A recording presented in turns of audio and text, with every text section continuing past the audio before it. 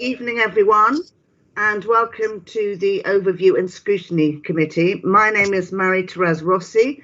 I am the chair of this committee, and the meeting is being held in accordance with government guidelines and obviously virtually, as we are still in lockdown. And so I would ask everyone to switch off their microphones and their cameras unless they are actually being asked to speak. And I would also ask you to bear with me if we have any technical difficulties, because that might happen. I also have to say that this event is being streamed live to members of the public, and people are welcome to follow the meeting. And so I welcome anyone who is attending this meeting for the first time. So I think it would be appropriate for us to start the meeting with 72 seconds of silence to remember those who lost their lives in the Grenfell fire tragedy.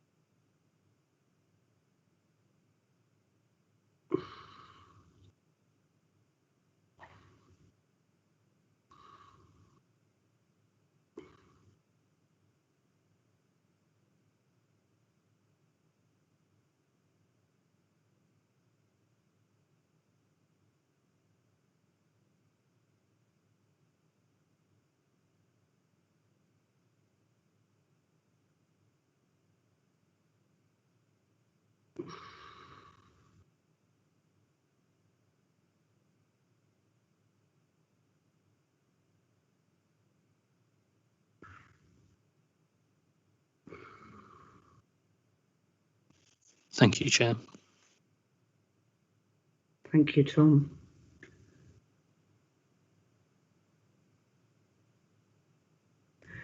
So I would ask councillors if they wish to speak to raise their hand, because we are not using the chat in this particular meeting, and also to identify yourselves before you speak, state your name so that people listening and watching know who you are. If for any reason my connection drops, I will nominate my Vice Chair, Councillor Beryl Cox, to take over the meeting. I am now going to call the names of all the members of the committee one by one, and they will say whether they're present, and also I will ask them if they have any interest to declare. I myself have no interest to declare. So, Councillor Kazim Ali. Yes, Chair, present. Thank you. Councillor Adrian Beryl Cox. Present, no conflicts or declarations. Thank you. Councillor Max Chowan. Present and nothing to declare. Thank you. Councillor Marwan El Nagi. Good evening, Madam Chair. Present and nothing to declare. Councillor Janet Evans. Nothing to declare. Present. Thank you, Mrs. Chair. Madam Chair. Councillor Greg Hammond. Present, Chair, and nothing to declare. Councillor David Lindsay. Present, Madam Chairman, and nothing to declare either. Councillor Pat Mason. Present and nothing to declare. Thank you. And Councillor Will Pascal. Madam Chairman, present and nothing to declare. Thank you. Thank you. So the first item on the agenda is A3, and that is the meeting, the minutes of the last meeting we had on the 26th of January. They have been circulated. Is it your wish that I sign them as an accurate record? Councillor Hammond, you have your hand up. I do. I'm certainly happy they're an accurate record, Madam, but I just noticed there's a couple of actions on pages 4 and 5, which were done in response to my questions. And I did just want to say for the record that Tara Neves undertook those, and she came back to me on the one on page 5, and I'm completely content that that can be closed. And the action on page 4 is ongoing. Steve Meller, the head of Finance Housing, is working on it for me. So I'm happy that those are both being done for the record. Okay, thank you very much, Councillor Hammond. So then we will move on to A4, which is the main item on our agenda today. So I'm just trying to get the page. So we are looking in A4 specifically at the dedicated service for bereaved and survivors. There are other elements of the Grenfell Recovery Strategy or the Grenfell Education Fund are not being looked at tonight, but the Grenfell recovery in its totality will be coming to the May meeting of this committee, where we will have an update on the broader recovery. So I would also like to say at the outset that what we are doing here tonight is we are scrutinising the dedicated service. We have a paper which has been set out by officers, and the lead member is going to introduce the report. And I would just like to say that that is the business of the meeting, is to scrutinise the dedicated service. Later on in the meeting, we will have people who are coming in and who will talk to us about their experience of that. But I would like to stress at the outset that we are not, it is not for us to scrutinise any groups or people who come to the committee. They are just lending us their voices for this evening.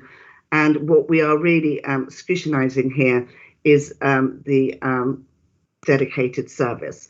So I would like first to call upon Anne Siren to introduce it.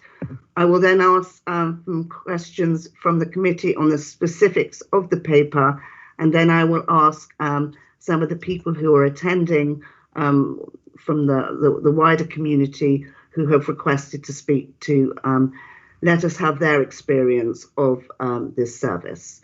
So, Councillor Anne Siren.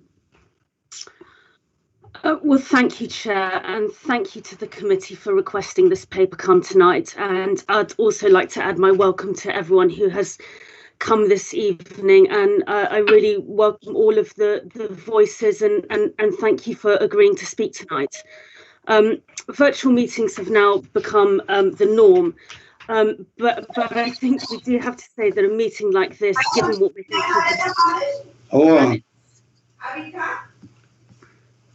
can I say, I think some people, could you put yourselves on mute? Because we can hear what's going on in the background for some people. Thank you. Anne, sorry. Sorry, so I was just saying that, you know, virtual meetings have really become the norm now, but it feels like a meeting like this, given what we're here to discuss and the importance of it, should really be done in person. And I'm really sorry that we're not able to do that tonight. But we are here to talk about the support that is in place for the bereaved and the survivors, and particularly, as Chair said, the dedicated service. And I can't speak to the unbearable loss and horror of the tragedy of what our residents and our neighbours went through on that night on the 14th of June and what they've been through since. And I'm certain that none of us who haven't been through it ourselves can ever really understand.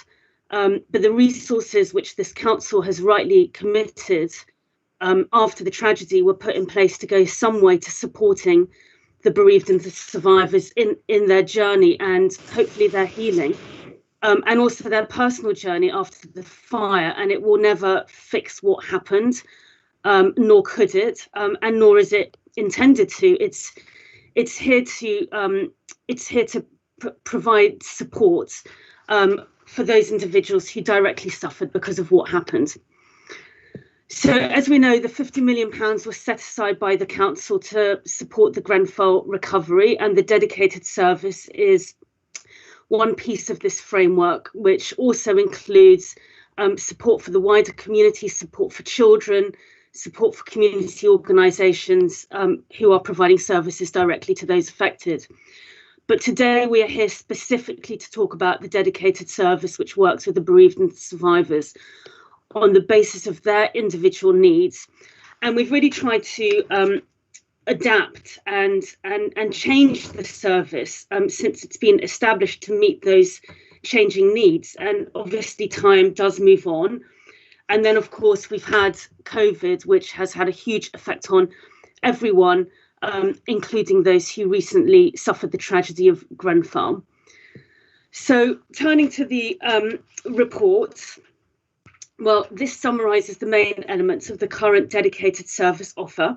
So you will see that there are various elements of the offer, including the commissioned services and the individual services, which are there to complement the support from the dedicated workers. We've made a commitment as a council, rightly, to do what we can to support the recovery and to allow focus on the things that matter most to the bereaved and survivors. Indeed, the whole service really from the beginning was co-designed with them, and it's shaped by their input and not by anybody else's. And we have got a steering group which helps us to do that. And I think it's just worth mentioning that there have been some changes that have been made recently. For example, the new Education for Recovery package, which is detailed in the report, and also the Employment Support Initiative. And that really has been because of the feedback that we have heard via the steering group. I also wanted to mention that there's obviously a lot more detail which has not been covered in this report. So, for example, we have a monthly dashboard which we go through, and it clearly lays out how many bereaved and survivors have engaged with the service and which activities they've found helpful. And there is full reporting on this. And the report also talks about the funding position and how the budget's broken down. And this has been published, and it's on the website, and it's in the public domain. So we do hear positive feedback from bereaved and survivors about the support, and some of this is captured in the report, and we may hear more about that tonight. And I've also heard the difference that the support from a dedicated worker can make. However, we do know that there are some who feel the service is not working for them as well as it could, and we're clear that we can always do more to improve and support. And as we move forward, we will continue to listen to and to try and balance all of the voices, including quiet voices and those who may not wish to come to meetings such as this one to share their views. So finally, the report also clearly sets out our intentions for the future. And I know there has been some confusion and anxiety amongst bereaved and survivor families in recent weeks about rumoured changes to the service. And I feel really sad about any distress that this has caused. And I hope we can provide some reassurance tonight. I'm totally committed to seeing the continued development of this service and about really ensuring the bereaved and survivor voices continue to be at the heart of it. And I really want to make sure that we hear from as many of them as possible. So, thank you, Chair. Again, I really do welcome this opportunity to answer questions and to discuss our plans in more detail with the committee and with others present tonight. And I just wanted to, I guess, just echo a bit what you've said, Chair, that the impact of the discussions of these kinds of meetings, that it really can have a big impact on bereaved and survivors. And I really ask that we can please be respectful to them and also to each other. And thank you, Chair, and I look forward to the discussion. Thank you. I will call on Councillor Pascal to ask the first question, and then I'll go to Councillor Hammond. Thank you, Madam Councillor Chairman. Pascal. Thank you, Madam Chairman. First of all, thank you for clarifying the purpose of the meeting tonight, and that the other and wider issues being brought to the May meeting.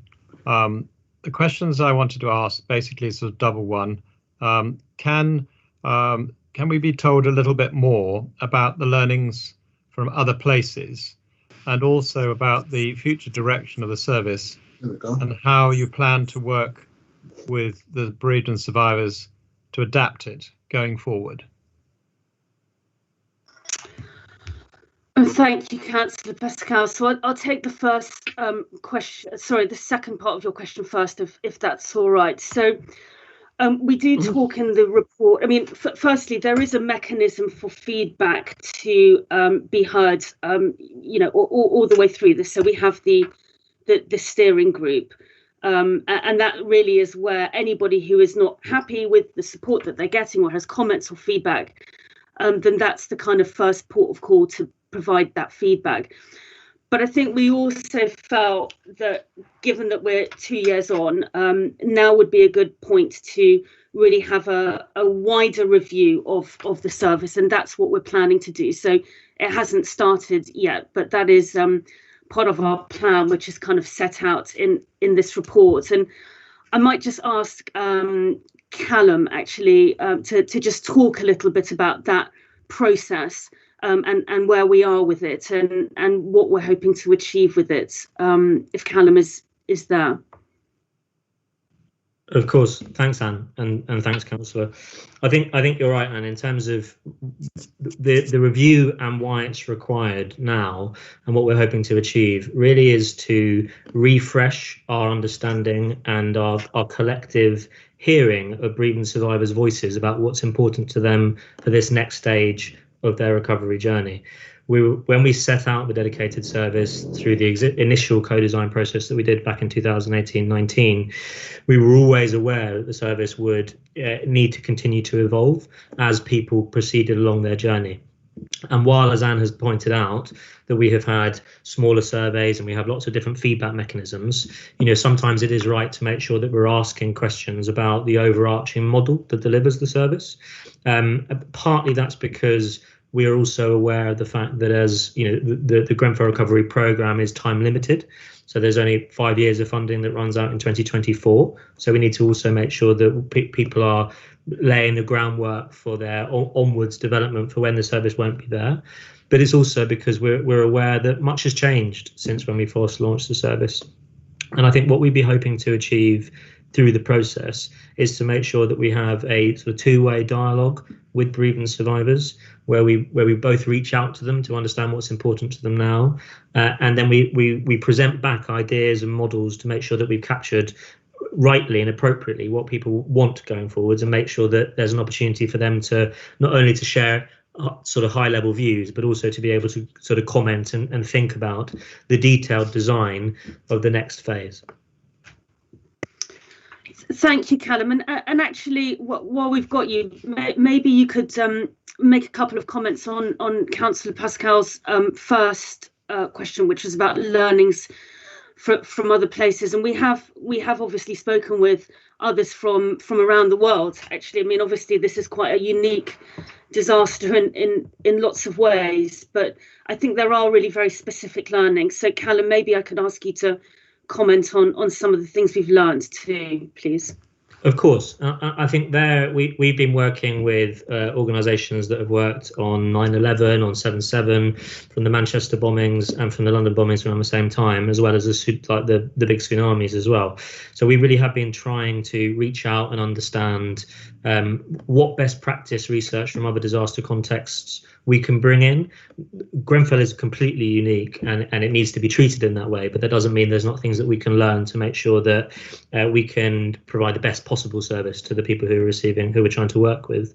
I think at this stage, one of the key things that we've really seen at the point between year 3 and year 4 where we are now is that we need to have a real focus on community-led activity, peer support, opportunities for people to take more positive control and influence over perhaps small projects, things that allow people to realize that because it's of course a bit of a marathon. So to realise that there's positive opportunities and positive services that they can receive, and sometimes they're services that, you know, back in year 1 and year 2, I think probably would have felt entirely inappropriate to be talking about. But now, as we're moving forwards and through that journey, that sort of provision very much seems to be the type that has worked most effectively in other disaster contexts. The other point I would stress is that idea of trying to ensure that there is as much choice and control within the system as possible, because I think an empowered individual, an empowered person, is most likely to have a successful recovery. So we're also always looking to explore how we can increase those key points. Thank you.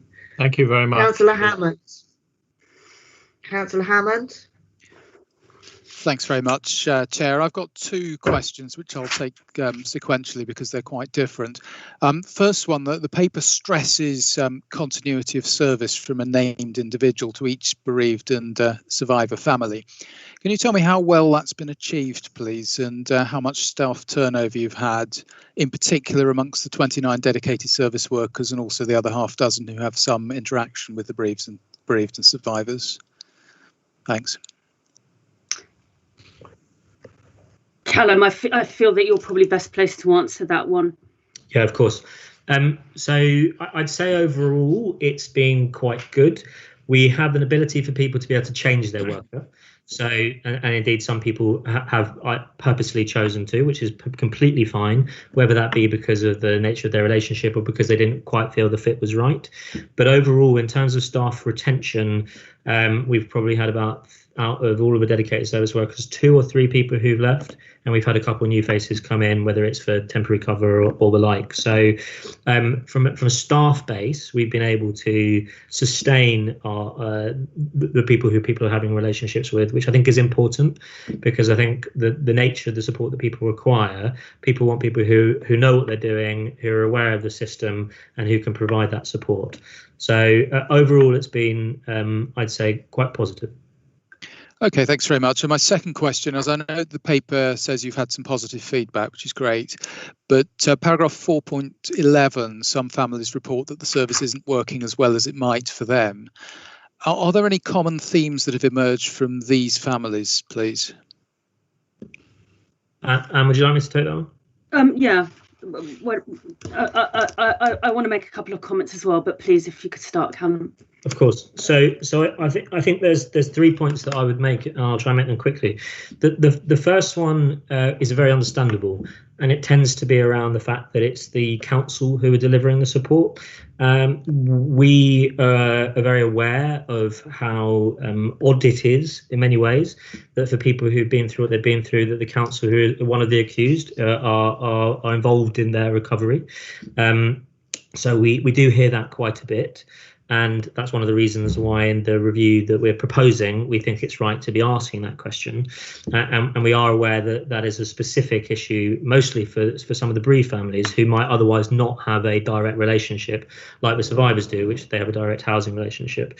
So that'd be one. The other, there is a proportion of people we support who are on overseas relatives. So they are on Grenfell visas, and they don't have access to public funds, which isn't the council's decision. It's a sort of legal mechanism, which is the Home Office's sort of responsibility. But that does mean that there are parts of the service that proportion of people aren't entitled to, and that does come up quite a bit, and I can completely understand that. And there are mechanisms to allow people to regularise their visas, but that is the individual's decision and their relationship with the Home Office. And lastly, I think sometimes it is around finance. So I think sometimes there is, completely understandably, some confusion about what the money that pays for the service is able to do. So as Anne mentioned in her introduction, the service is funded from council money. It's council 50 million that's raised, public money really, and it can only really be used for support for services. And I think sometimes, again, very understandably, I think it can be confused with the insurance payouts and other forms of compensation that are completely eligible, but the council's funding for the recovery services therefore have a different remit to that of the other. And I think sometimes that leads to a sense of disappointment. So thank you, Callum. And, I'd just like to make a couple of comments here. I mean, I think this point about the council delivering services, particularly at the beginning, but still to this day, I think is really challenging for some people, and it's completely understandable. And I think it's really why when this whole service was set up, it was set up very separate from the council, and it remains so till this day. The other thing that I would say is that there are over 700 bereavement survivors who are supported by the service. I mean, that's a lot of people, and that's a lot of people who, they're obviously all individuals, all have different needs, different experiences, and have all been through very personal and individual trauma and loss. And I think you wouldn't be able to get everybody feeling, supported by, a one-size-fits-all. So I think there are always going to be cases where people don't feel like they're being supported in the right way. And I think that's the reason why we've got the steering group, and that's the reason why we want to do the review, to make sure that we do hear all of those voices and improve in the areas that we can do. And it's not an easy task. I mean, is I suppose what I'm saying, and nor should it be. But again, I think what I've said now a few times is that we really are committed to trying to hear every single voice that we can, to make sure that people do get what they need. Thanks both for your answers.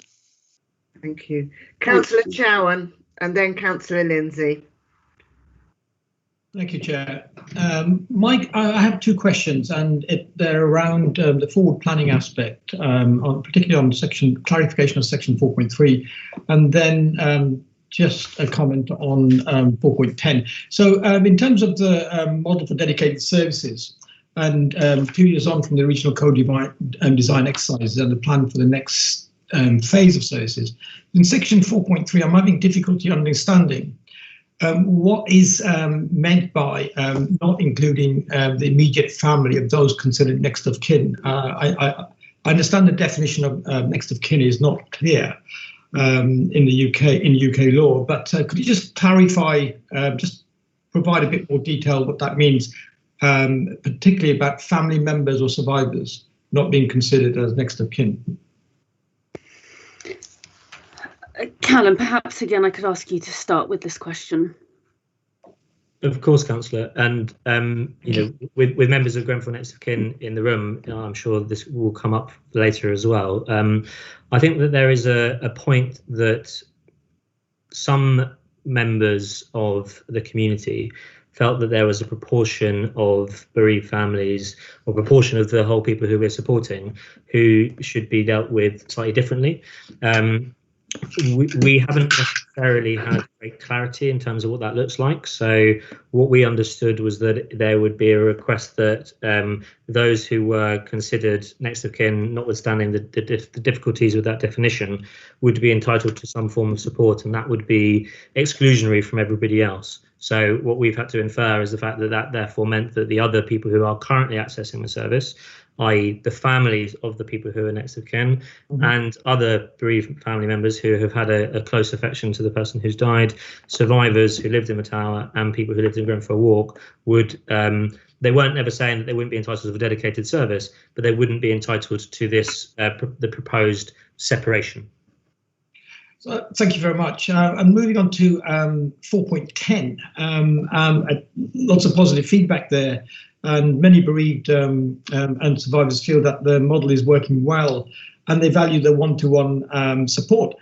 I just wanted to know, in terms of workforce planning and workforce resources, or resources and capabilities, what other, I'm quite impressed that there's one-to-one support, but what is the number of whole-time equivalents providing that dedicated service work?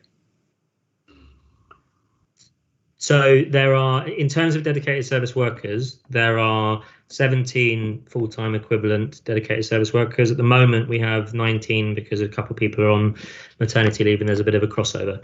And so they hold caseloads of around sort of 20 plus. A case could be an individual, a case could be a family.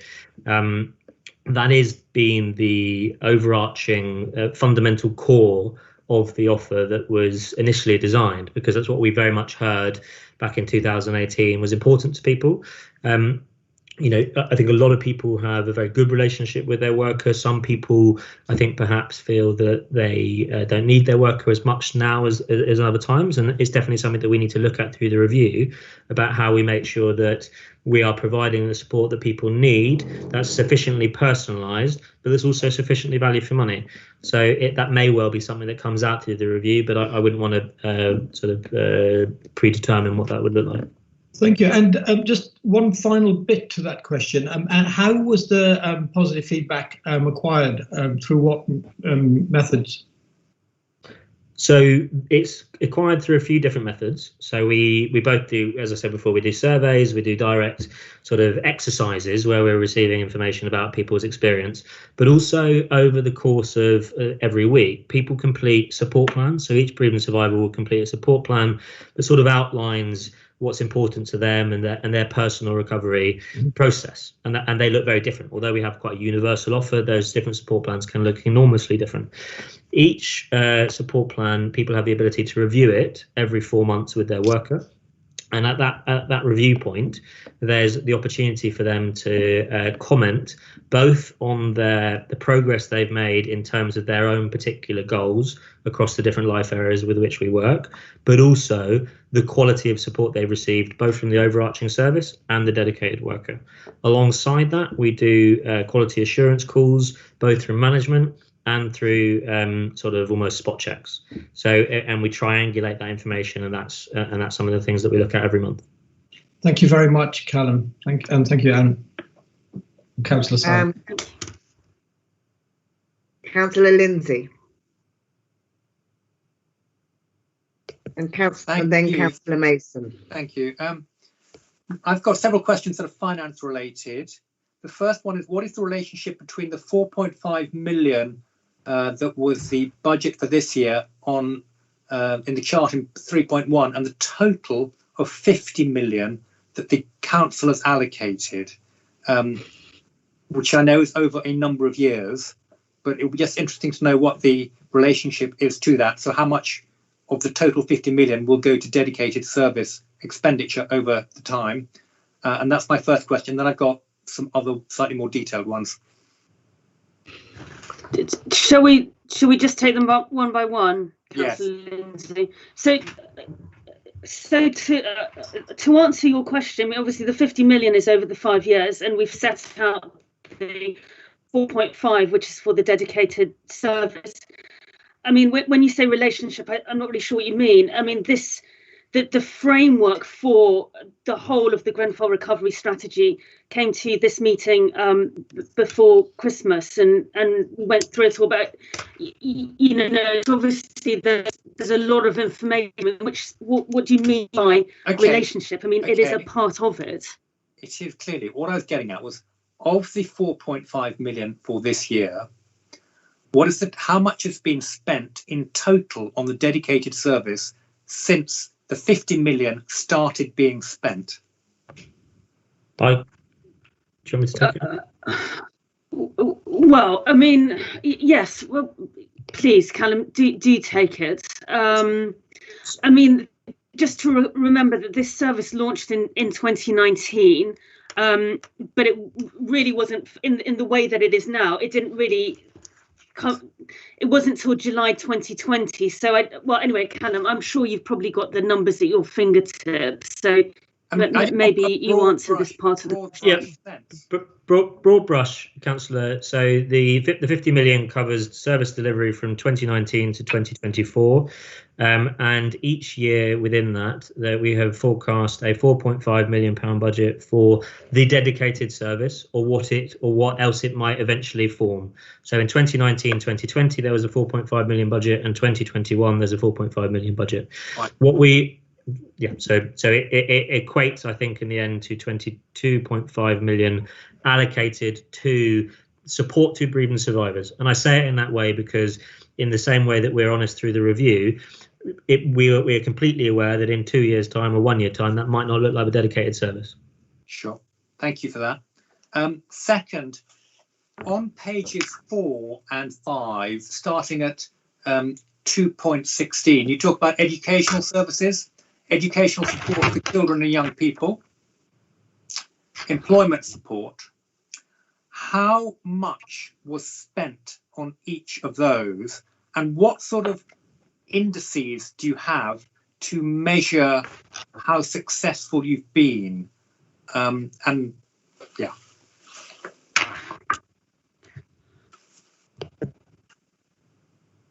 Specifically on those particular proportions?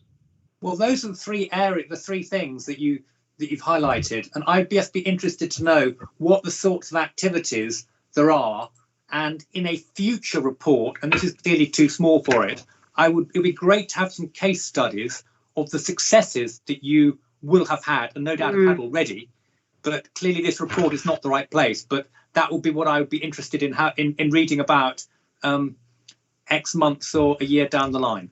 Of course.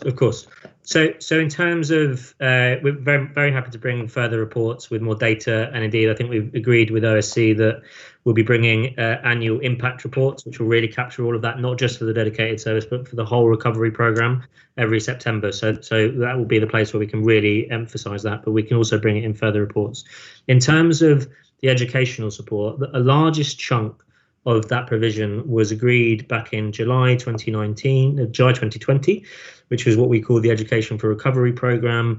That saw what I would call essentially a range of different almost personal budgets attached for each individual child based on their specific age band. And what we did was we researched national best practice about what government and sort of think tanks were suggesting that we would need to be investing to help children meet the conquer the gap that was being created by COVID. And so, for example, a young child, we costed the additional support based on X number of weeks of a nursery placement. For a year 11 student, we costed it based on we looked at both, I think, academic support, tutoring support, and potential electronic support in order for them to be able to engage with their relevant education. I haven't got the exact figures for the educational programme and how it breaks down, but be very happy to share the relevant detail afterwards. But it was quite comprehensive. In terms of the employment support, that is something that we are just finalising. We agreed it with the steering group over the last few sessions, and it is due to be launching next week. That it has two main parts. For working age adults, it will look like a £500 pot per person to be able to access specific training courses that will enable them to either enter employment for the first time or relook at other employments that basically emphasises and underlines some of the existing support we have in this area. And we have an additional part of the arrangement for people who have been specifically impacted by COVID. So people who either have lost their job or been furloughed directly as a result of COVID. There's additional support available there financially. Okay, no, thank you for that. Councillor Pat Mason, and then Councillor Evans. Thank you. Thank you, Chair. I'll be interested also to hear what any bereaved families and survivor members and people from the general community have to say to this. And we've had a lot of what they've had to say in previous meetings and by email. But I want to therefore look at 4.6, which talks about the review that both Anne and Callum talked about, or the developing review. It says along the lines that have been discussed in the steering group. And of course, I'd like to know what's being developed and what the steering group has discussed, and for the benefit of the public, or who the steering group are. But I suspect, given what I've read from various, and you'll hear those views tonight, no doubt, and what we have read from, for example, the next of kin, that will the steering group and the review simply be about looking to improve the service, or is it going to look for a new model, given that, as we have seen, all the councils have seen, of course, and we've seen the consistent criticisms from not just the next of kin, but from other individuals and people. They of course are criticising the actual model itself, as you know. The next of kin say, of course, that 80% of the spend is on infrastructure, buildings, and running the system, etc. And whilst you and I know how that system works, because it's how the whole council system works, that there's an infrastructure, and then it delivers a service, and they're obviously criticising that model, saying that effectively they're saying the model is wrong, that if you're spending 80% of money, 80% of recovery fund on buildings and delivery infrastructure, but of course somebody has to get paid somewhere, then maybe the review needs to look at the possibility of a different model, because there are different models in disaster areas across the world. We're not going to rehearse them now. So that's the first thing. And of course, many of them are thinking about the weeks and months after the Grenfell fire, when the community, to put it in inverted commas, the community delivered the services that were necessary then, because of course local government and the council, in the way that's been well documented, was not able to, or did not deliver those services. So many people have got the view that we could do this better and with less cost with a different model, if we were allowed to, if maybe they have a model to suggest. There are other models. I'm not going to suggest what they are here, because that's for the bereaved families and survivors and the people criticising the model to suggest. So, and we see the costs on page 7. We see that's what they're criticising. The model is 80% heavy. The other thing that Anne Siren said right in the beginning is that this is a disaster. This is something that's not going to go away. And I've said this before, but the Aberfan disaster that happened 55 years ago in Wales, that killed 144 people, including 116 children. 55 years later, those parents that are still alive, who are maybe 90 odd years old, they still cry for their children, and there is still an annual memorial, and they are still remembering that disaster, and are still have some kind of strategy in place via the local council to deal with that. So this is something that North Kensington and Kensington Chelsea will never be forgotten for. When they write the annals of history, this is what will happen. But on this particular issue, the money will run out in 2024. Hopefully, there will be some kind of model afterwards that will deal with whatever, because people will want. There'll be something that will develop. Hopefully, another model. But on the here and now, with 2 years to go, and the review, which looks like an aspiration on paper on this report, is it a real review? Is it just designed to improve a system that will be criticised from now till 2024, or are we going to be open to looking at asking those who are criticising the system, is there another workable model that will reduce the overhead costs, which is well documented, and I'm not going to waste the committee's time rehearsing them here. You've all seen them over the months and years. Ask them, is there another model that will reduce those costs and deliver the service in the way that some of them believe they delivered the service to the bereaved, to the families after the fire, on a very volunteer basis. So that's hopefully I won't have to come back, but that is the number one question, Chair. Who's going to answer that? Happy to. multiple parts to that question, Councillor. If I may separate them out in terms of conversations about the steering group that you mentioned at the beginning, conversations about the infrastructure costs and aspects about that, and then the model.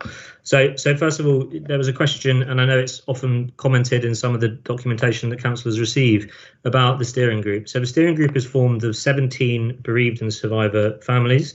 They are bereaved and survivors who have been through the experiences that others have, and it's really important that they are respected and that their voice is not diminished in any way. And I think the steering group members are here tonight, so just for people's awareness, we set up the steering group back in 2019, and we wrote to people each year to give people the opportunity to put themselves forward for the steering group. The first year we had about we ended up with 11. We started with 7 and it increased. The second year we've started with 18 and we're now at 17. So we saw a spike in interest in people being able to put themselves forwards. They cover survivors, they cover bereaved family members, they cover people who have a vast range of experiences, who live in KNC, who don't live in KNC, who are young and who are old. So what they do is we meet monthly with them. We meet monthly to review decisions, performance, issues, and to try and see how we can improve the service. So I think, but finally, it's important to note that it is the council who makes the decisions. The steering group help to steer and shape and influence.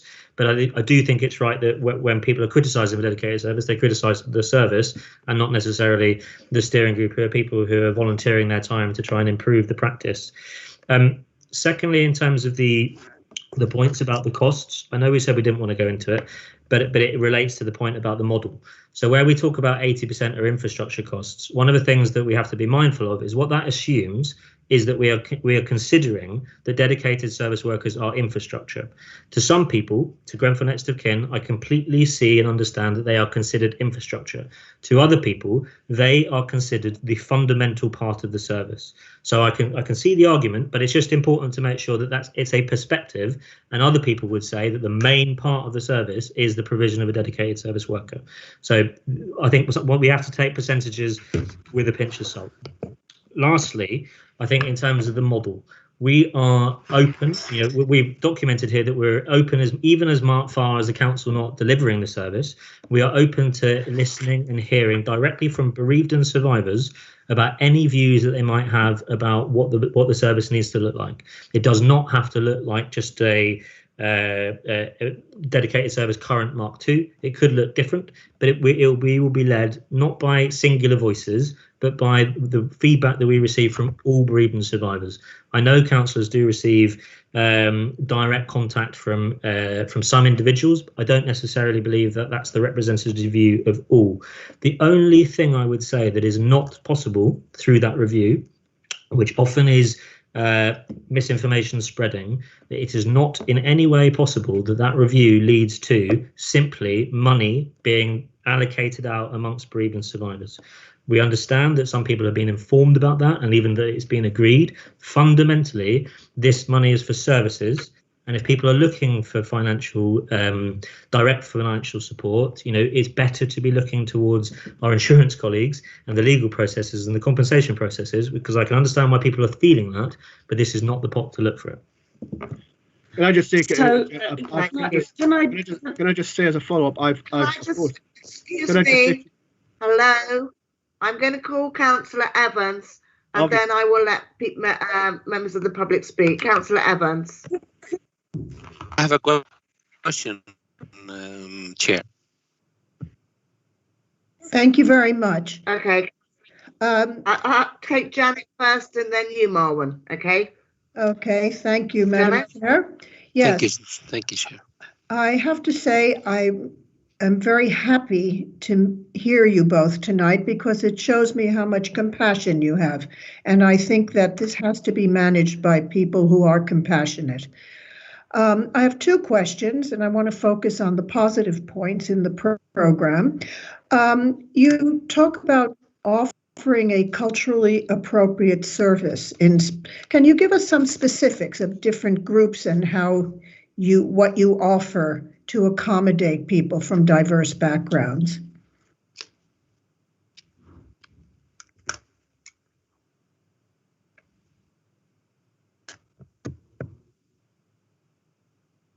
Happy to take it. Oh, okay. Yeah. So, sorry, I'm really struggling with my internet. So Callum, please answer the question. But I would like to make a couple of comments. I'll answer that now. You tell me to stop. So culturally appropriate is incredibly important because of the diversity of the population that we're supporting. So what we are aware of is that we need to pay heed to the different perspectives and the different cultural backgrounds of people. So we've tried to explore different forms of therapeutic support that indeed perhaps if you were commissioning by the book doesn't necessarily always have an evidence base, but for some people and for different groups, alternative therapies can be enormously supportive. More importantly, I guess, we also are very clear on the data around our groups, both in terms of language and also in terms of background. So whenever we're reviewing the uptake of the service and the uptake of some of our initiatives, we review the uptake against the proportional background of people's diversity, i.e. if we know that we have 15% of people are from a Somali background, we look to see make sure that same proportion of people are accessing the service in an effort to always double check and ask that we are providing the right forms of support.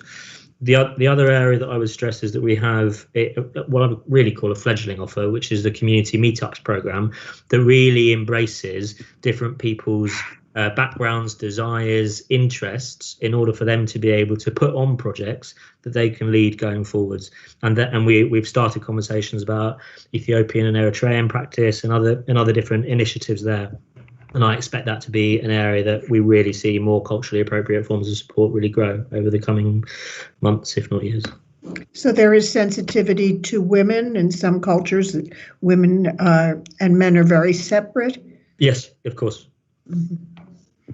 Chair, I too had my hand up for so long, so I hope. Can I finish my? I can see. Can I finish my question? Okay.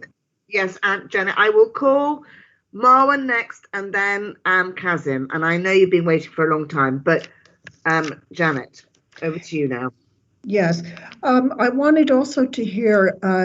It was very interesting what you talked about empowerment and employment initiative, because this is very important in the road to recovery. Can you tell us, give us specifics on the employment initiative and how you empower people?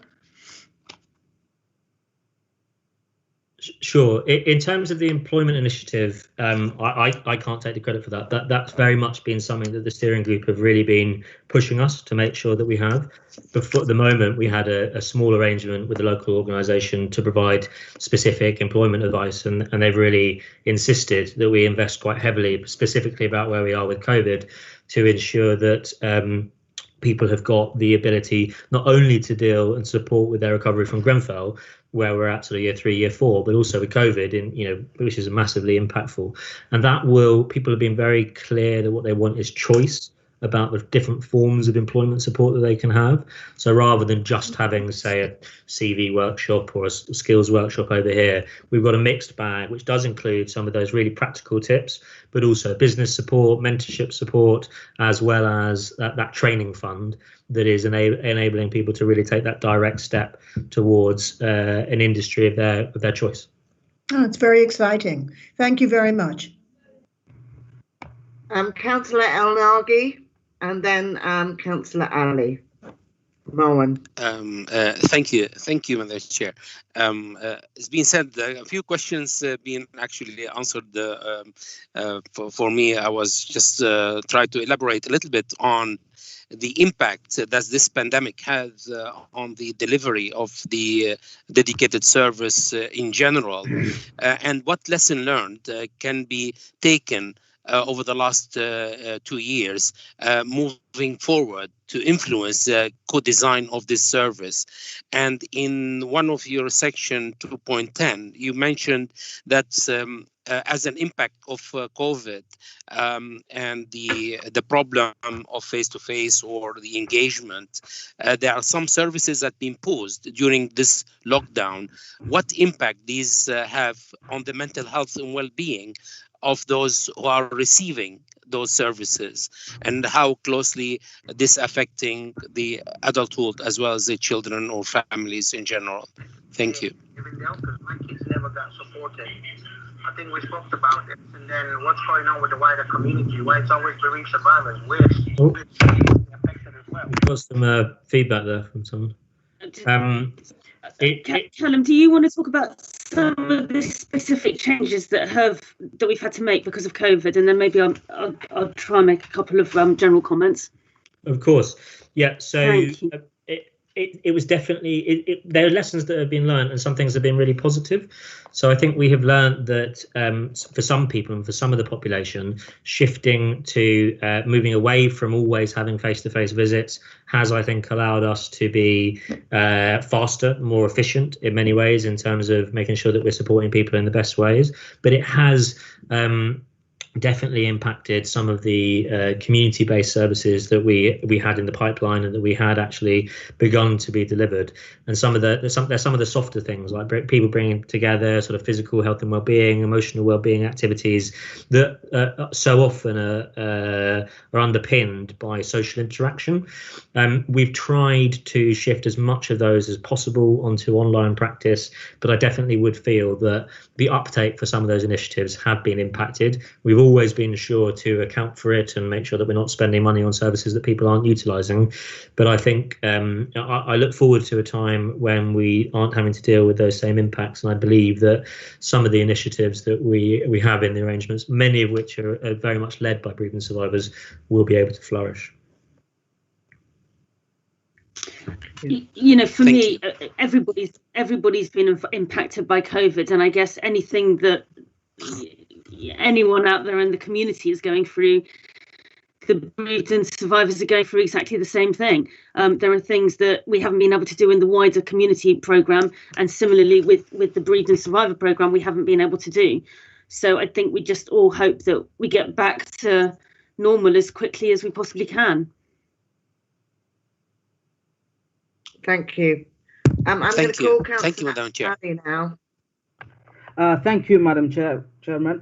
My question is from page 4, or page 5 rather, 2.17, educational support for children and young people.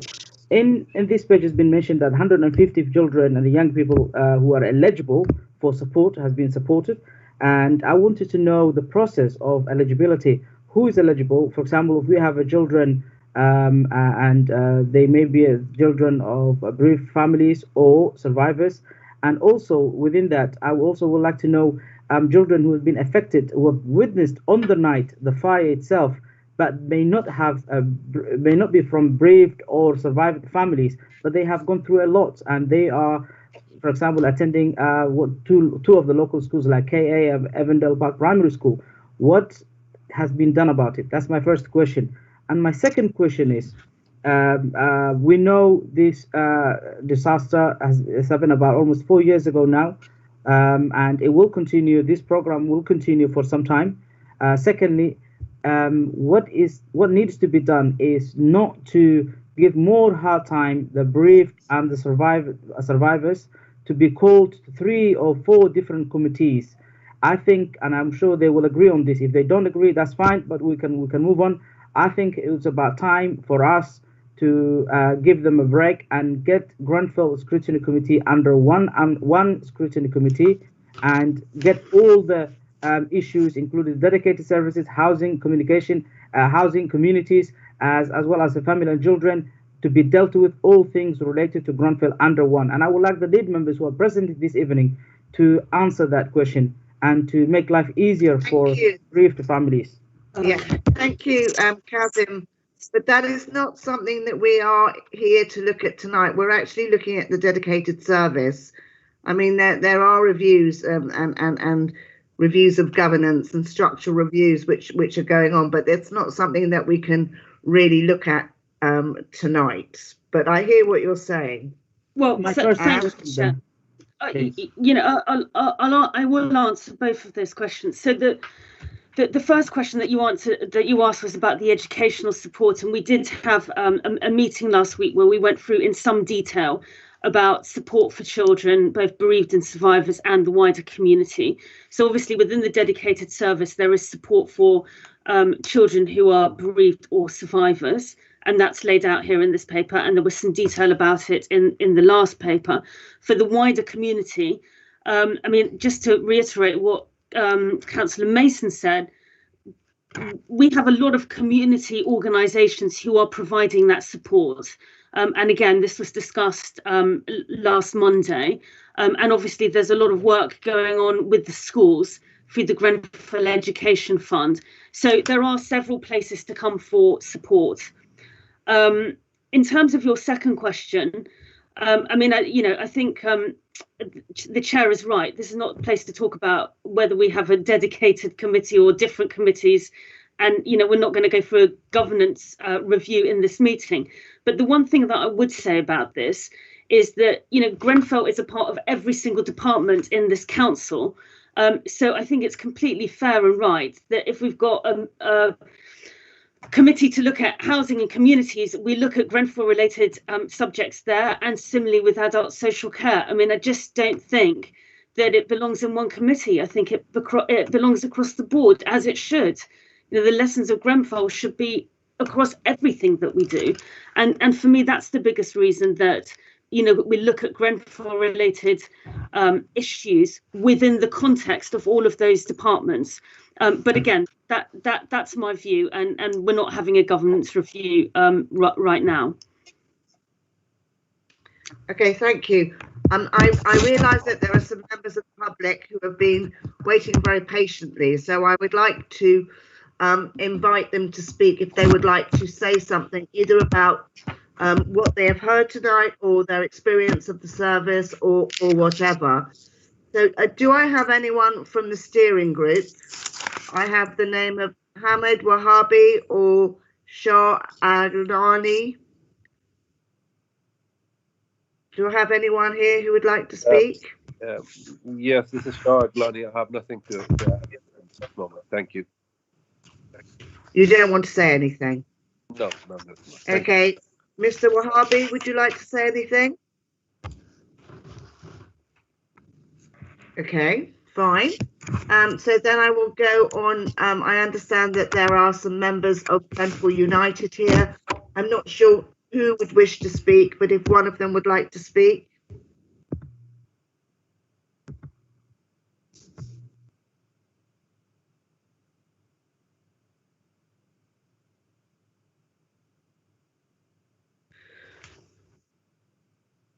Okay, so moving on, I will invite Kimia from Next of Kin, if she would like to speak for 5 minutes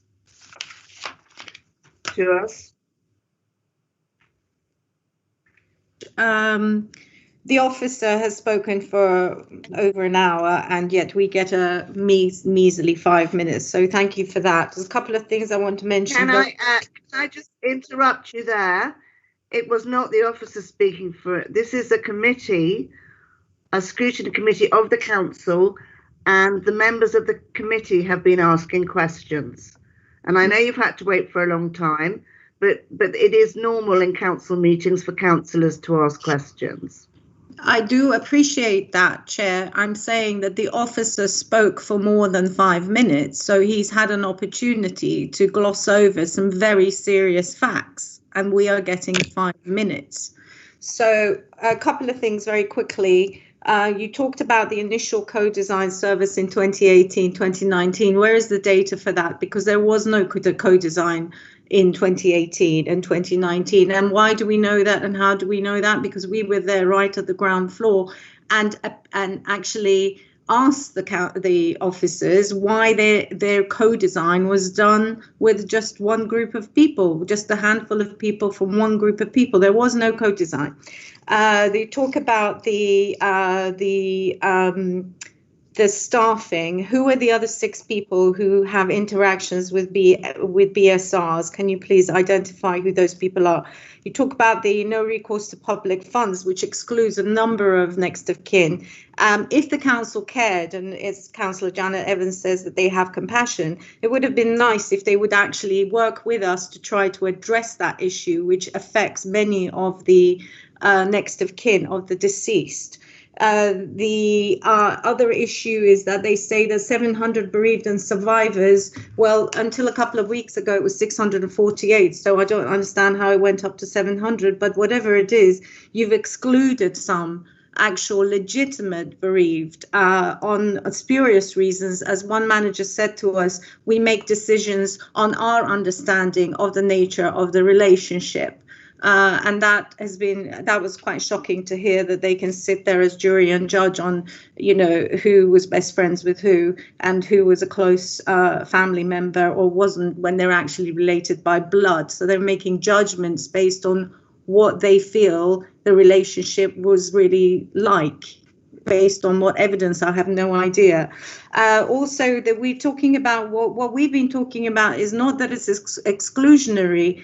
The service as it stands can continue serving the wider bereaved members. No one is suggesting anything that's exclusionary.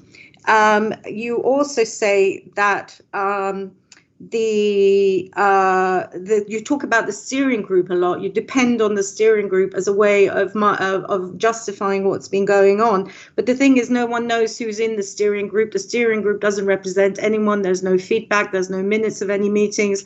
They're there for you, not for the actual. Particularly those people who are especially marginalized are not represented at all, which is the majority of people actually.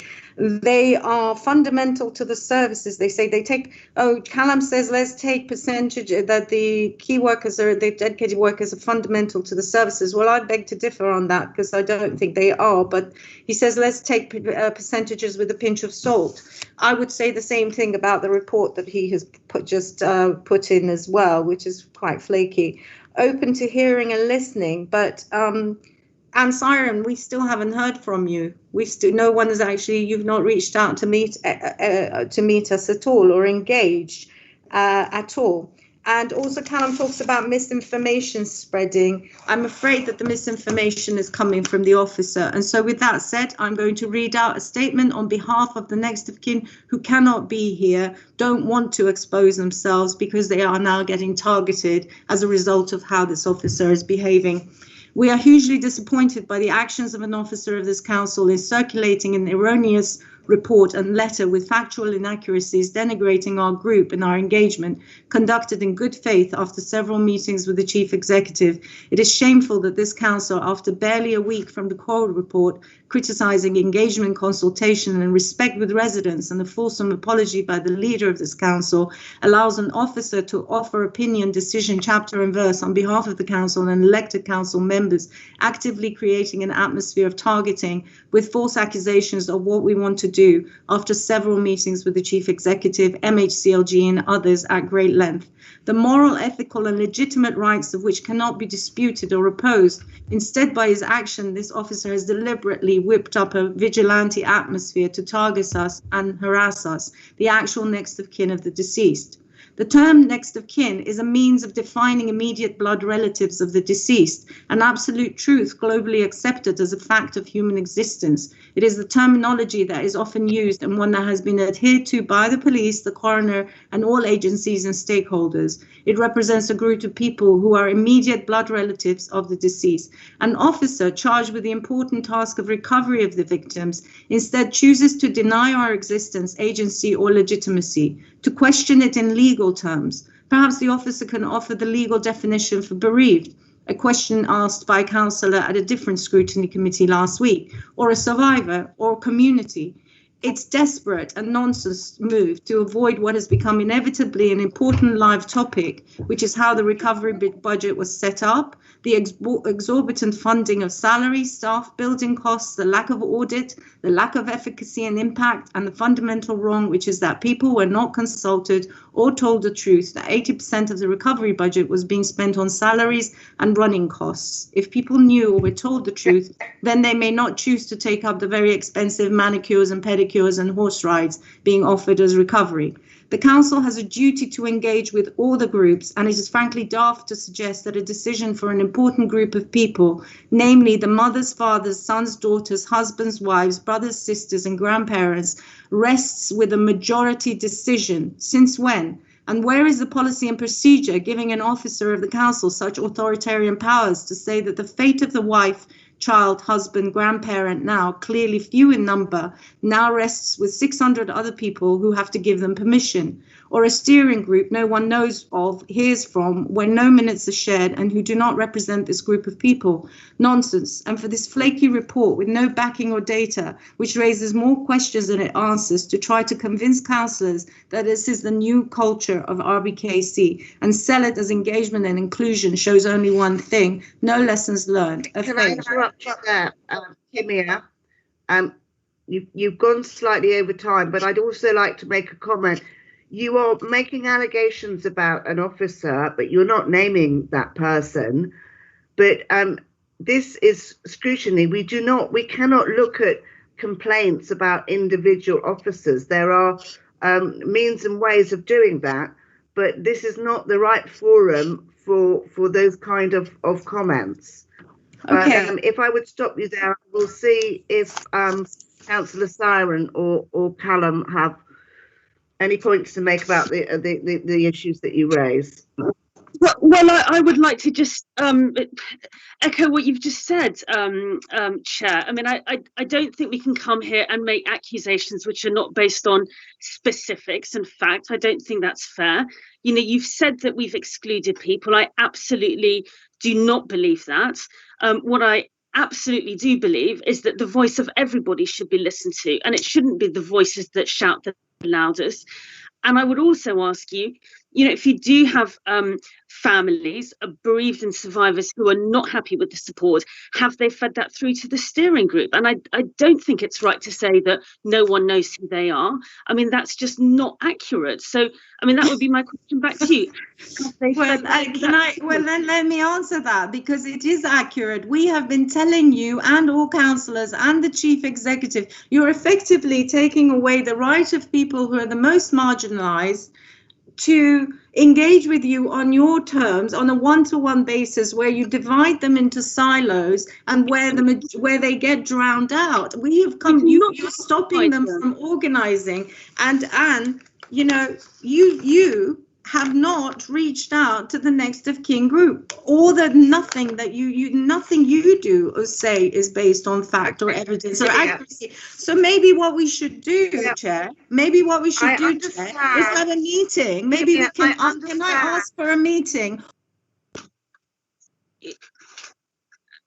I understand, Kimia, that you are bringing other people with you who might also wish to speak at this meeting. Is that the case still or not?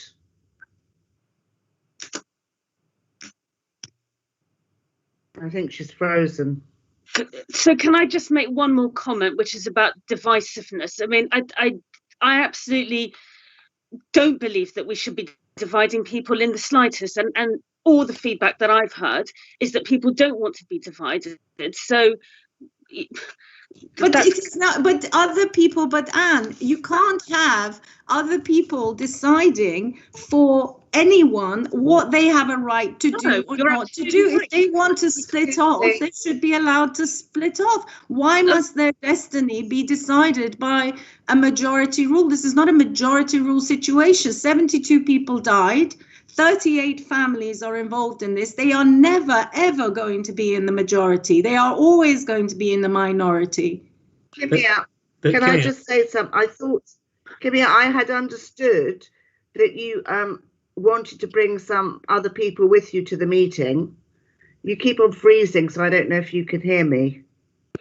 Yes, I can hear you, Chair. And one of the reasons why when you were calling people out, that they weren't speaking up is because of what's been done as a result of this letter that was put out by the director of this service yesterday, which has created a lynching mob effectively and made people very, very frightened to come and speak.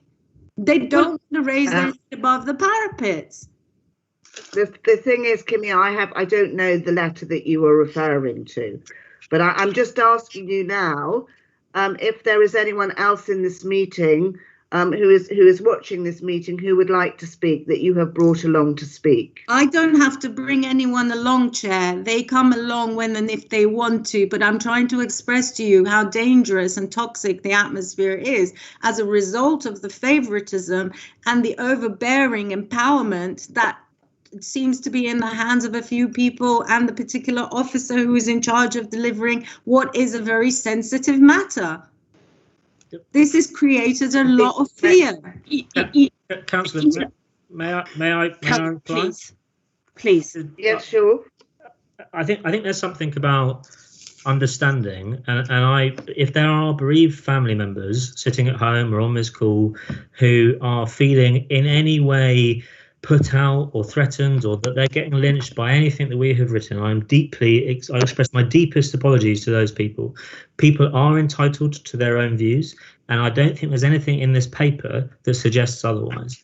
What we are really trying to say here is that we believe that everybody should have the right to have a view about the type of support they receive. The conversations and the proposals were put forward was that only a proportion of the people who are accessing a dedicated service should have the view of the ability to ask some of the questions that are being proposed here. There is nothing that necessitates in this review that everyone will be able to participate in that means you get left with one singular service. If people express through that process they want differing forms of support, so be it. Why would we prevent that? That is not our intention, and my deepest apologies. And I think what I would also go as far as to say is that sometimes I think it's, we talk about the people who aren't here, and I'm very sympathetic for them, but often they're not in the room, and often we are only working with yourself, Kimia, and with the lack of constitution, with the lack of clarity around who you are specifically speaking about, sometimes I think we can get into risks around quite elusive, quite a lot of inference, and without some of the detail. So what we'd like to do is to undertake a full review where all of the people you're working with have the ability to put their views forwards, and for us to make sure that we're really hearing the true voices of the You see what you do when you know for a fact there have been meetings with nobody wants to sit down and meet with you. In fact, I had letters and emails and texts this morning saying that they don't want to have anything to do with the dedicated service as long as you're there. So let me just be blunt about it. They don't want to sit there in a room with you. No, I'm just saying, because you raised the fact now. No, I won't. Yeah, I am chairing. Excuse me, Kimmy. I'm chairing this meeting. That's not appropriate. And I don't like people speaking to each other in that way, and I would ask you not to do so. This is not about personal thing. This is about the dedicated service. Please don't personalise it. So I would like to bring in now, if there are any other councillors that they would like to make any further comments on the dedicated service, or if there's anyone else who would like to speak on the matter. Otherwise, I will move on to the next item on the agenda. Well, there are some people, they don't know how to get unmuted so that they can speak. I've had messages from some of them saying, and they are here in the room. So you need to just be patient and allow them to be able to act. So can you? So who have we got? Is it, yes, you've got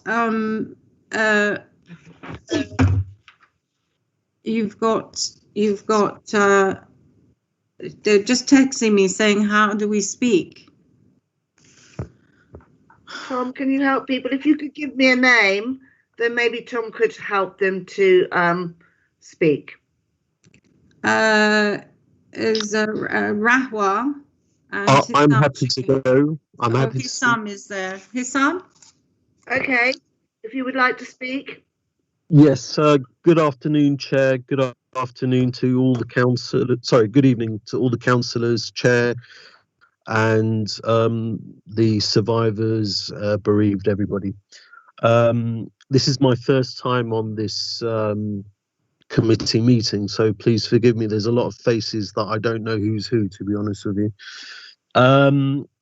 I've summed up what I have to say in a form of statement. I'd be grateful if you could hear what I have to say.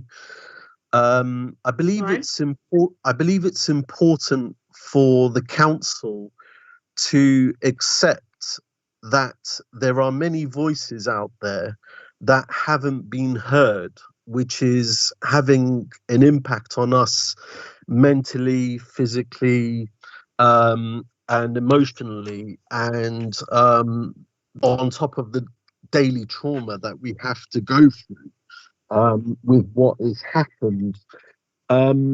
Everyone's voice, no matter what group you support, should be treated with equal weight and respect, and should not be shut down by the council or other groups. Since the fire, it's important to accept that people's voices were, and until now, are at a different stage of recovery. People are still grieving for the loss of their loved ones, and some people feel empowered to speak now more than ever. We also have people who rely and feel comfortable communicating through others with their full consent, no matter whether people agree or disagree. Their voice must not be shut down by an individual, group, or an authority. With regards to our recovery budgets, I don't believe it should be in the hands of RBKC, who are one of many corporates under criminal investigation. In relation to the dedicated service, I think it's fair to say that there are people who have benefited from this service, and there are people who it has not benefited at all. You cannot expect a service to meet everyone's needs. And the only way to resolve this critical issue is through effective dialogue rather than going with a majority. There are solutions to please all, and the council should welcome them rather than try to turn us against one another and hold our voices as hostage to people's opinions. Thank you very much for giving me this opportunity to say what I have to say, and I'm grateful. Thank you very much for sharing that with us. Councillor Siren, would you like to comment at all?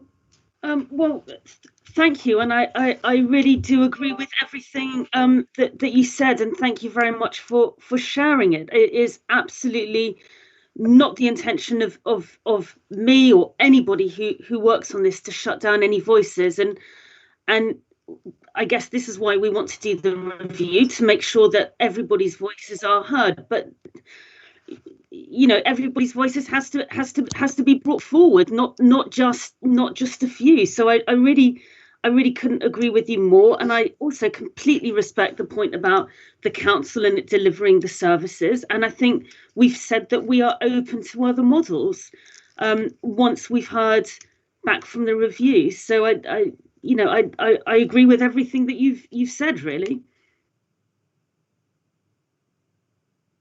Thank you. Councillor Ali, you wish to speak. Councillor Ali?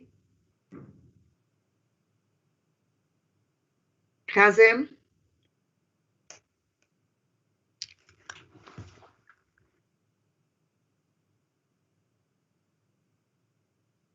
I seem to have lost him. Chair, there are Councillor Hammond. There are some people that want to speak, Chair. Thanks, Chair. I was just going to point out there's a gentleman who's got his camera on who's been waiting very patiently and has a hand up down the bottom that you might not have seen, so I give way to him. Okay, I can't see that. Okay, if you would like to come in.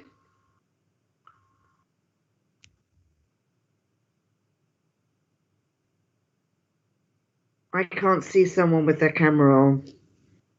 Chair, you need to let me help these people so they can speak. You've muted me. You've muted the chat.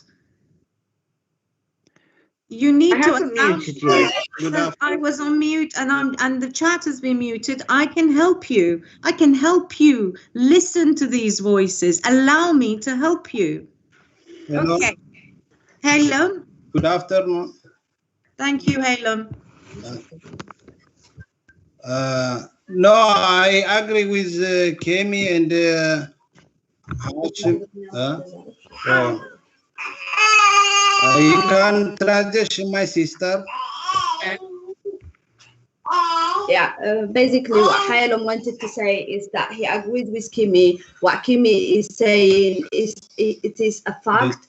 Hayalom hasn't been heard, or whenever he reached out to the dedicated service, to the council, he hasn't been heard at all. He lost his son, but he hasn't been treated as others. So there is people as classified councils, dedicated service. They don't treat everybody in the same way. Most of the meetings, most what have happened, we know it through Kim. Otherwise, we wouldn't know nothing. So there is facts. Kim is talking facts. No, it's not. Whatever Kim is saying is what we feel. እሱ ብዙሕ ነገራት ኣሎ ዝጎደለና ዝዋላ ዝንገዛ ርሱስ ኣብ ኣኼባ ድዩ ኣብ ገለ ድዩ ኣብ ሓበሬታ ወላ ሓደ ንፈልጦ ነገር እሱ ብዙሕ የለን ምስኣ በተሳዳ ሕጂና ንብሎ ዘለና እምበረ ወላ ዛ ኣኼባስ ንዓና ሳይበሉ As a bereaved father, I don't know what happens. I don't know what is going on, what organization there are, or what meetings are going on, unless finally, since I met the next of kin group, that I know more about everything. They're going to holiday. They're going for holiday. Okay. I'm gonna go to, and we have to. Okay, thank you. Yeah. Thank you. I have a couple of councillors. Thank you for sharing that with us. Councillor Mason, you wish to speak? Is my hand still up? Sorry, but I've lost the. I would have liked to know why. Can you still hear me? Because I can't see anything. I can hear you. I'd like to have known why Halem. He said he couldn't. He didn't know anything about the services, the dedicated service. If he needed it, I'd like to know why the information was not reaching him and his family, or why you couldn't reach out. What is the block? We need to understand what the block is. If I mean, we are told. I think we'll have to. We're told information. Yeah, we'll have to look into it. Yeah, we're told information because everywhere. We can't really look at individual cases. So yeah, I would ask the officers to look into that. Councillor Ali, you do have your hand up. Thank you, Chair. I'm sorry about that earlier because it was stuck. I couldn't unmute. I hope you can hear me now. Okay. Can you hear me now? Yes. Yeah. Fine. I think what this is really an issue. I remember when Callum was giving the speech earlier about the report, speaking to the report, he said we have dedicated services for different communities, and he mentioned, let's say, 15% of Somalis and Ethiopian and Eritreans. We have now a classic case where an individual from, I'm assuming, Eritrean or Ethiopian is really speaking about the shortfalls for the system.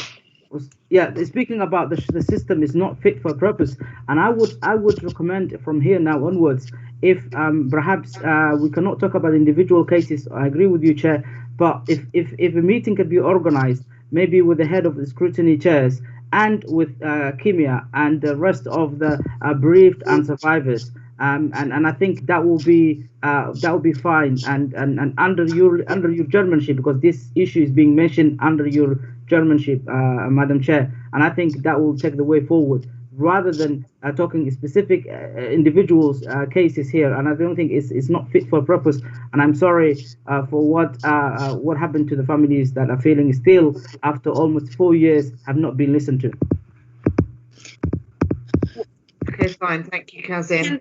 Chair, can I help you to help bring some of these people in? Because this is part of the problem of why people get marginalized. You don't, we need to allow them and help them to participate. Okay, I will allow, if you can get one more person to come in, but then time is pressing on. But if you could allow someone, yeah, get one more person to come in.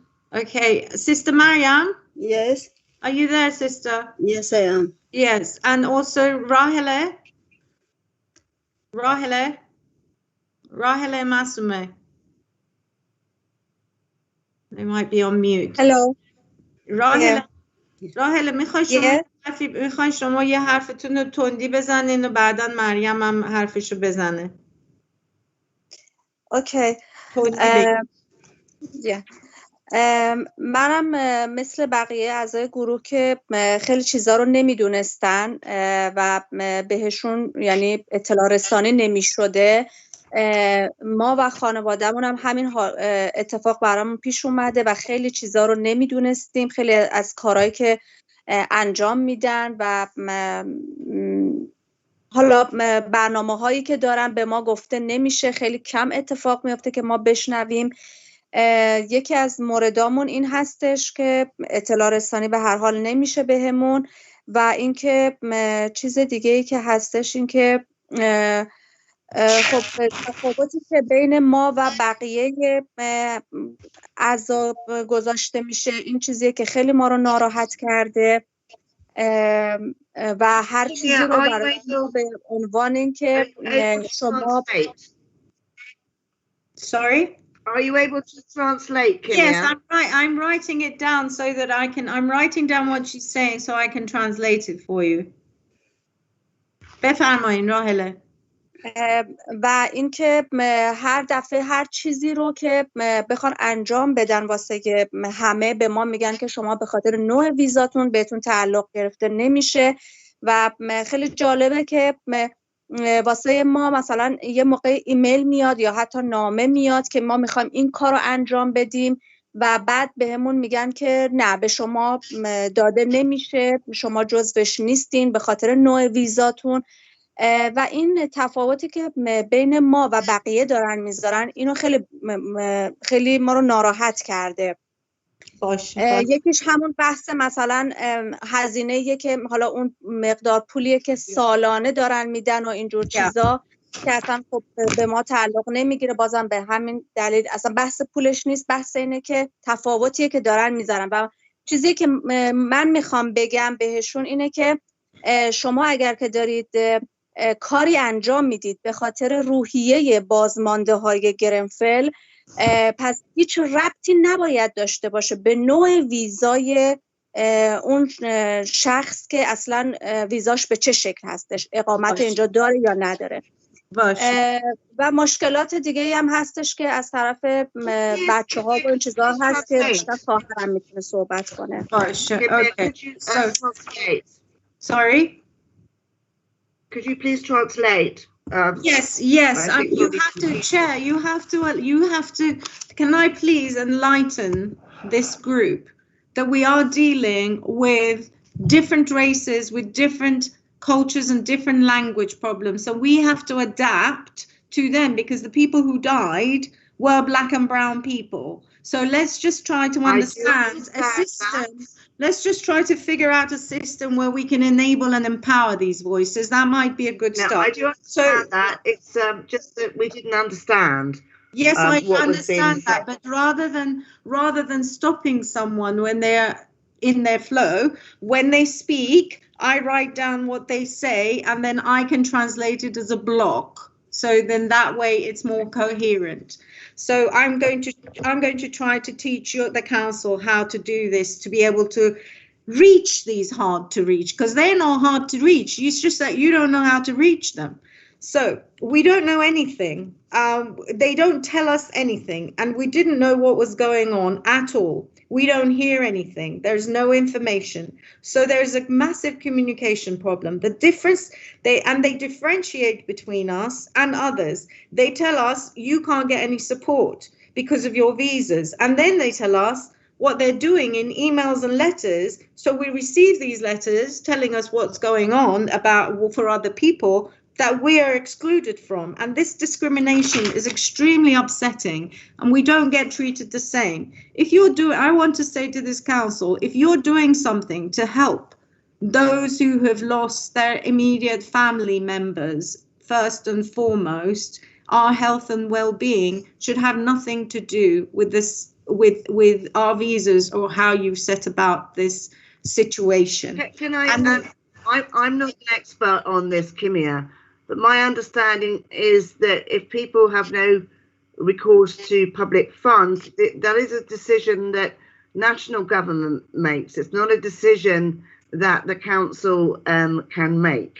I understand. So it's kind of outside our jurisdiction. Yes, but that's the computer says no, Madam Chairman, because actually this was an unprecedented situation where the majority of the people who died in that tower had no kin in this country and no other family. So therefore, what we asked for was for the council to work with us to help solve this problem with national government. It's not good enough to say the normal customs and practices, you come in on a visa, you have no recourse to public funds, but this is an abnormal situation. And we reached out and we asked, and the leader of the council's response was, it's nothing to do with us.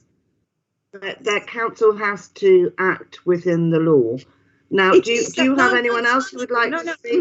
Madam Chairman, council has to act with the law. This was an unlawful situation. It was unlawful for that building to burn, and it was unlawful for her mother and her auntie to die and reduced to dust, where they only received a bone and a piece of tooth. So given that is unprecedented and unlawful situation, the least you could have done when we were begging you to come and help us to advocate so that we could allow people to be able to get the support that they wanted and they needed, rather than exclude them because they were on the wrong visas. And that was doable. That was completely doable, and is still doable if the councils cared. Now, Mariam, would you like to come in and say your piece? Because they're going to cut us off in a minute, as they always do. Mariam? مسی هستم. نه مسی جان بذار مریم یه دقیقه حرف بزنه، چون اینا میخوان ما رو رد کنن. مریم madam. Yes, hello. Can you speak? You can express yourself in English, sister. So just say what you want to say and don't worry about it, because they'll probably the last time they let any of us come to any meetings. Mariam. Yes. Okay, sister, you can speak, sister. Yes, hello, my name is Mariam Adam. I'm the Greenfield survivor. Do you hear me?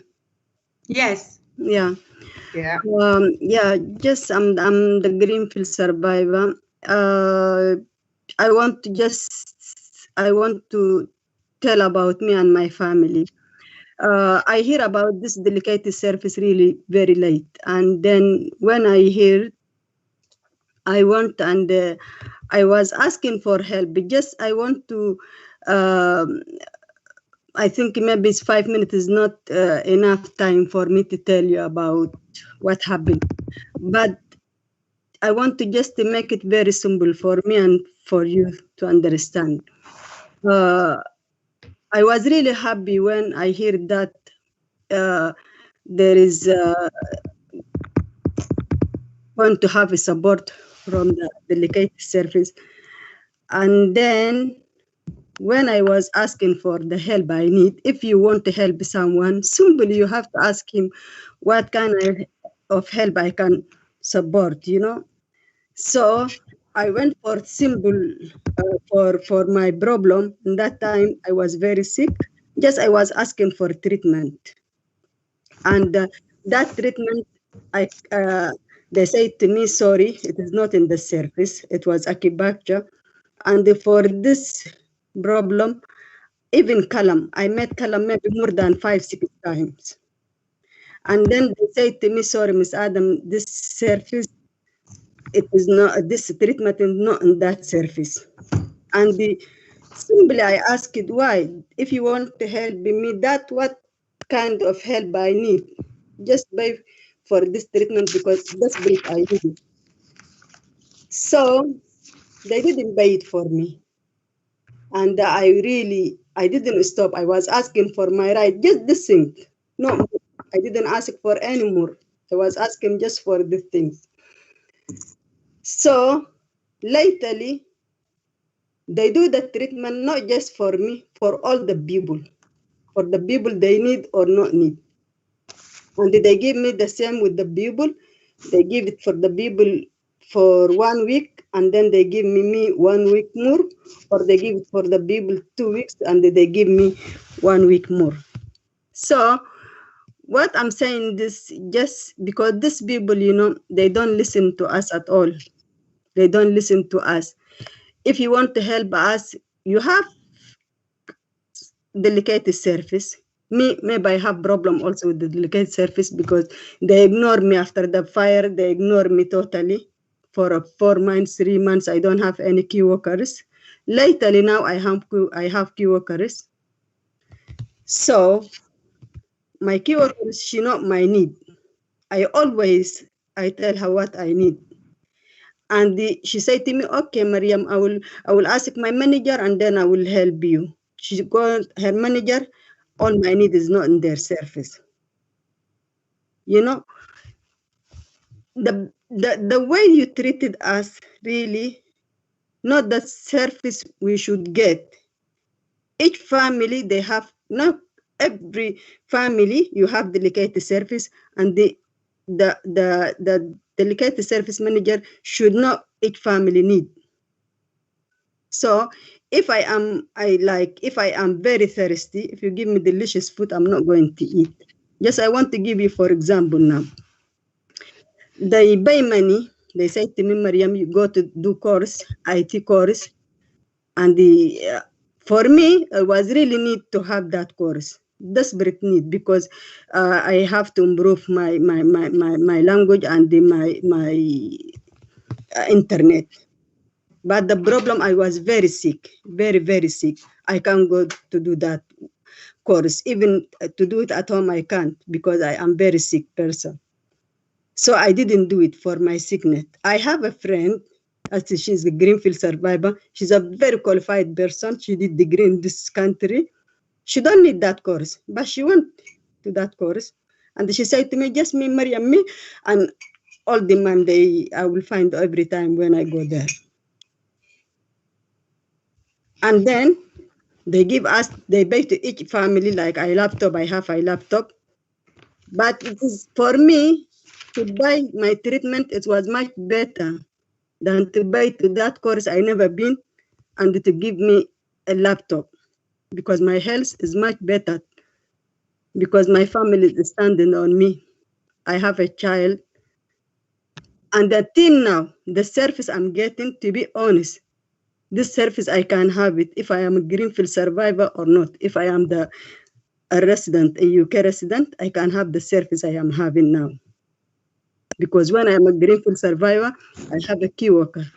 And until now, I remember this lady with the work she was doing for me.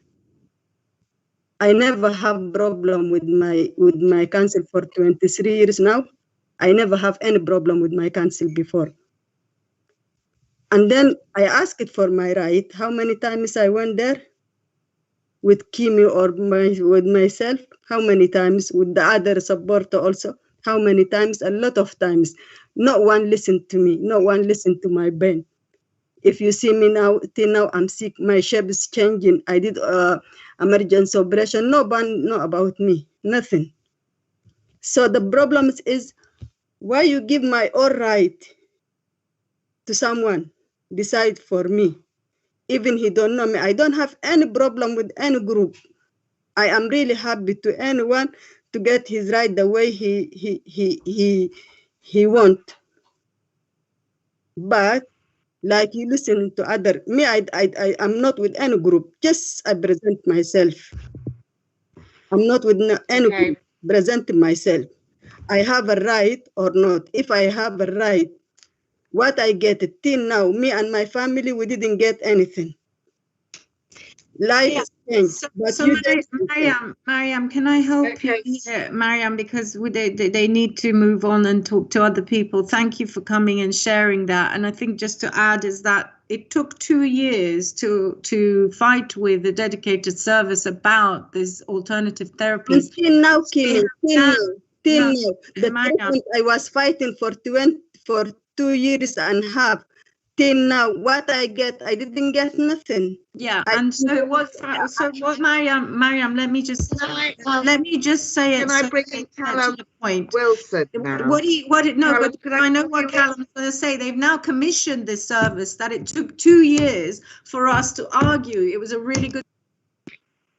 Callum, can I call you in, Callum? You have your hand up. Of course. Thank you, Chair, and thank you to the bereavement survivors who have spoken tonight. And I very much hear the emotion in which and your feelings, and I can see that there's always work to do in terms of improving the service. And it's not just for you. There are other people who aren't here tonight who I think feel similarly in some cases. I think I'd just like to stress that each of the people who are here, their worker, I know, works very hard to try and improve that practice. I know Kimia is right. It did take time for us to commission that practice. And I think we have got better, and we're trying to improve practice about how we can listen to the wishes and interests and ideas from bereavement survivors and to try and commission them. What I would say is, alongside our ability to commission services that are specific to people's needs at the moment, we have individual services as well that gives people that immediate choice and flexibility. But perhaps some of the points that are raised today are one of the reasons why we are interested in doing the review. People have been receiving support, they have been receiving that access to support, and in some cases, in certain examples, people haven't felt that there is sufficient support in certain places. But that is partially to do with the model, and we are open, and that is why we want to have the review, because I think that there may be different ways that we can do this. Yeah, except £22 million has been spent. Except £22 million has been spent. No, it hasn't. But hold on. But it's tiresome. The numbers, the inaccuracies in the numbers is quite difficult. The £22 million has not been spent on the bereavement survivors. There's you're equating the overarching spend on the recovery program, which you very much know. Forgive me. It's not £22 million. It's £9 million. £9 million has been spent on bereaved and survivors service, and it's not been £9 million worth of efficacy or impact. £9 million, and you're now still saying, "Oh, let's have another review." And another You have made your point. You have made your point, and I'm going to bring in now. I know you've made your point about the spend, and you've been answered. So now I'm going to bring in Councillor Ali, and then I think we are going to have to move on to the next item of the agenda because we are now running out of time. So Councillor Ali, would you like to make a comment? Thank you, Chair. Or ask a question? Thank you. I have a comment and a question. My comment is, first of all, I think the number of people who have been here tonight and the number of people who are complaining about not being supported because they come to this country and because of a Grenfell. If Grenfell disaster wouldn't have happened, they wouldn't have been here. And I think that is the fact that we need to understand. And we have to support. We, the ones, human beings, make the rules here. We make the policies of the Home Office. The Council can actually actively ask the government to support these individuals. And I think we were just waiting for them to fail, and it's not right.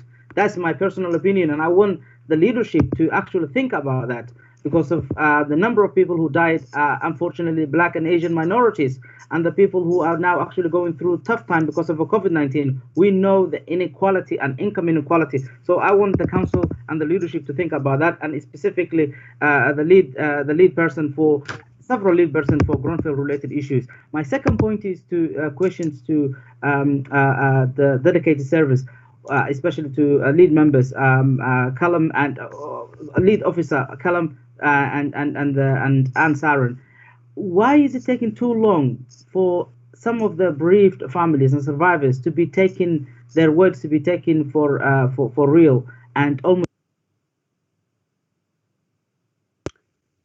We lost you, Callum. I mean, Kazim? Yes, actually someone muted me. I don't know why, but now I'm back again. Why is it taking 2 years? Why is it taking 2 years? The computer says someone muted you, but I'm back now. Why is it taking 2 years for them to be listened to and a commission to be set up? Were you or were they expected to be failed? Why 2 years? Why 2 years? That's my question. And their views, doesn't it matter?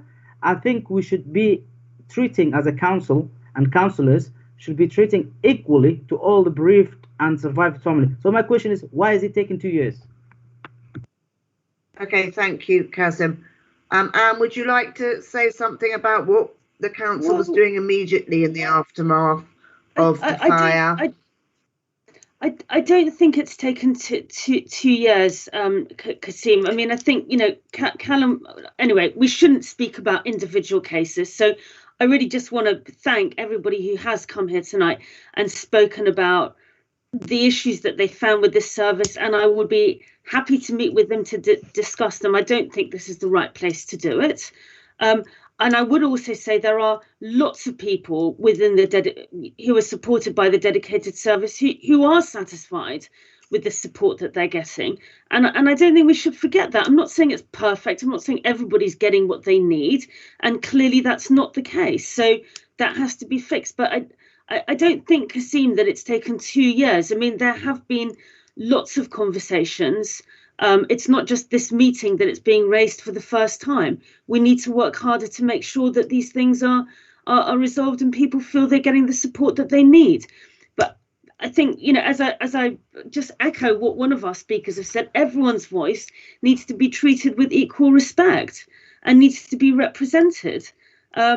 So yeah, I mean that's what I would say. And on the equalities piece, I mean, Kasim, I think, you know, I'm completely committed to everybody's voice being heard wherever they're from. They are all our residents, and I'm absolutely passionate about making sure that happens. So I mean, that's that's what I want to do.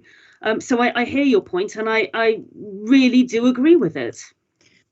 Councillor Siren, you say that everyone should be equal and represented, and yet when we have tried to create representation and come to you and come to Callum, come to the service, come to the council, it hasn't been treated equally. It hasn't been. People have been. There are some they tend to listen to certain organisations and marginalise others, and that's what we're saying is very unfair. It's not being equal. I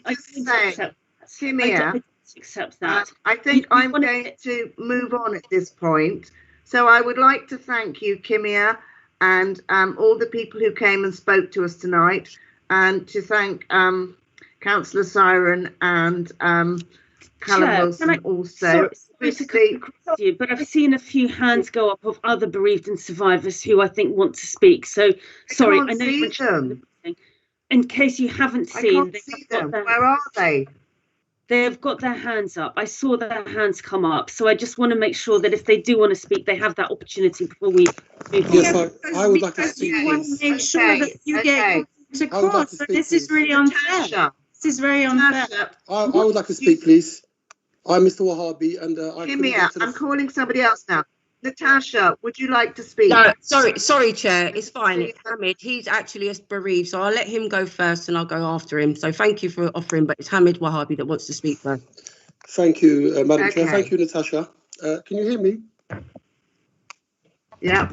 Thank you. I apologise that I couldn't speak earlier because my internet was breaking up. What I'd like to point out is I'm new to the steering group, and since I've been in the steering group, there's been a lot of opportunities for us to put our ideas forward, and Callum has been all ears for us, and he has implemented things that we've asked for. It's not things that we've personally asked for, it's things that we've looked into the community and obviously got feedback from the community, because obviously we are a community as one. My question, obviously, I'd like to, openly put across to the group that are under Kimia. I am here anytime. I'm a bereaved. My sister's a survivor. Yeah, we've all been through hell together. So what I would like to put out here in this meeting, anybody that's speaking, obviously, who's in the next of kin group, I am approachable and I'm more than happy to listen to and put it across to Callum in the steering group. And I'll also get back to you. So We are a family, and we need to be moving as one. So please, we don't need to be having this bickering and firing. We've got to be going in the same direction. So if any of the next of kin group are on this meeting at the moment, can I please stress to you, my name is Abdul Hamid El Wahabi, and I'm more than welcome for you to approach me, to call me, and I will definitely 100% put your cases across to the steering group. I am new to the steering group, and I can promise you I will put your points across and I'll get back to you immediately with answers. So please, I am a bereaved. My sister's a survivor. My brother was a survivor. I lost 5 members of the family. Yep. Please, we're all in pain. Yep. I feel Mr. Wahabi, thank you very much for. Sorry, please don't cut me off. I haven't finished yet. Please don't cut me off yet. I haven't finished. This is my moment. Yeah, my moment, and I have been waiting for a long time to speak.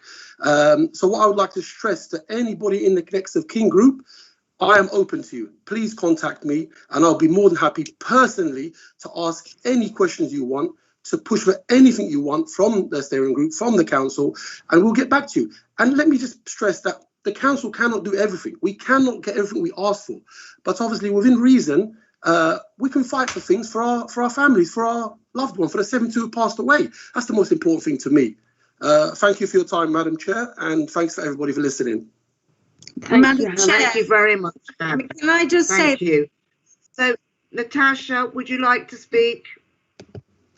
Yeah, absolutely. Thanks very much, Chair, and thank you for everybody else that's made comments this evening. I just wanted to bring it to the attention of this scrutiny. On the back of the letter that was sent out yesterday from the council in regards to the dedicated service and the potential of a group of people or next of kin splitting off in whatever format. As Hamid has alluded to, we are one group of people. We've all been through this together. We've all suffered this, the same tragedy, obviously in different levels of trauma, and will require different levels of support. But what I will say on behalf of my members, there is a lot of concern around the nature of how that letter's come about. Now, I have been made aware that there is a number of there has been a number of statements that have been made regarding the dedicated service and how that money, or the money that's spent in the dedicated service, should be distributed. There's insulting as such as survivors in the lower floors didn't lose nothing more than a spoon, therefore they shouldn't get anything. The people in the community don't deserve the 25 million. At the end of the day, on the 14th of June, we lost 72 people. Many people escaped that building and lots of people watched it. The community of North Kensington, including the bereaved and survivors, deserve the best possible recovery plan and strategy. And I have faith that the 17 bereaved and survivors that are in the dedicated service steering group are doing that on behalf of the bereaved and survivors. And as Grenfell United, if I felt that my members weren't benefiting from what's happening within the dedicated service, I would definitely take up offence to that. But I want it noted that I will be taking up the concerns that have come on the back of the letter that went out yesterday. They're not directed at the council, but there are some serious questions to be asked around the behaviours of individuals and how they're dealing with vulnerable members of bereaved and survivor community. So I just wanted to make that quite public, that this has got to stop. There are very vulnerable people out there. We need to be questioning who is talking on behalf of. We need to ensure that, I will show you constitution, I will show you mandate, I will show you everything about Grenfell United, because I know there's a lot of questions that people always have. But I asked the council to do the same with other groups. It's not fair that people are able to talk on behalf of and we're not actually hearing their voice until after a monologue is delivered. That's all I wanted to say on the matter. Okay, thank you very much, Natasha. Belal, you have your hand raised if you would speak. Thank you, Madam Chair. I think Hamid's offer was amazing, and I think it reflects the majority of the steering group and their opinion and the bereaved survivors as a collective. And also, I do agree with what Natasha just said. I think my comments were more to do with, I think it was Councillor Evans that asked the question earlier on about cultural competency inside the dedicated service. And I think this is something that's very close to my heart personally, as I'm a second generation immigrant, if you like. And I do think that we do live in a kind of multicultural community where language is a barrier for a lot of people, and some people are illiterate as well, that they can't read. And we do come from many different cultures and religions and backgrounds. As far as I think the dedicated service has, in terms of the bereaved dedicated service, has done a good job in terms of providing facilities, translation, documents in different languages, and actually accommodating people of different backgrounds. I personally think that the council as a whole need to adopt more of that practice. I think the council do lack in cultural competency generally in our community. But I think more so than ever, especially on this subject, it is vital. It is vital because people with language barriers, people with these, and especially you throw in vulnerability, you throw in high risk people, they become isolated. In the early days, we were held hostage as bereavement survivors, not to all, but to some people, whether they be politicians, whether they be so-called volunteers, in the sense that we will advocate for you and we will translate for you because you don't understand the language. And you're and this kind of how do I call it? This kind of derogatory kind of, you can't speak for yourselves, let me speak for you. And I've got a personal example, and it was noted very early on in July 2017, where I needed the extra hotel room for my family because there wasn't enough space. I didn't get it from the council, but a volunteer asked for it and I got it immediately the same night. So I think the council need to be very wary and need to provide adequate translation, adequate cultural sensitive approaches to the bereavement survivors, because absolutely they should have their voice heard. Absolutely they should engage in whatever language suits them and whatever language they're comfortable with. But what we can't do is rely on unvetted avenues to do that for you. You need to kind of take the initiative and you need to lead on it. Otherwise, there is a gap and there's a safeguarding issue. And this is not, I just thought that is important. And it's something that I feel really strongly about. The cultural sensitivity in terms of the RBKC needs to be addressed for the long run, not for the short term, not as a stopping gap. And yeah, but that's all I've got to say. Thank you very much. And thank you, Bilal. Thank you very much for saying that. So I think at this point, I would like to thank everyone who has come tonight and has spoken to us. And I would like to thank Councillor Siren and Callum Wilson. I mean, obviously, this conversation is going to carry on for some time yet. And, you know, we will obviously look again at the designated service and the Grenfell recovery strategy overall. But it is always good for people to come in and speak to us. So thank you very much for coming, everyone. And I would now like to move on to paper A5.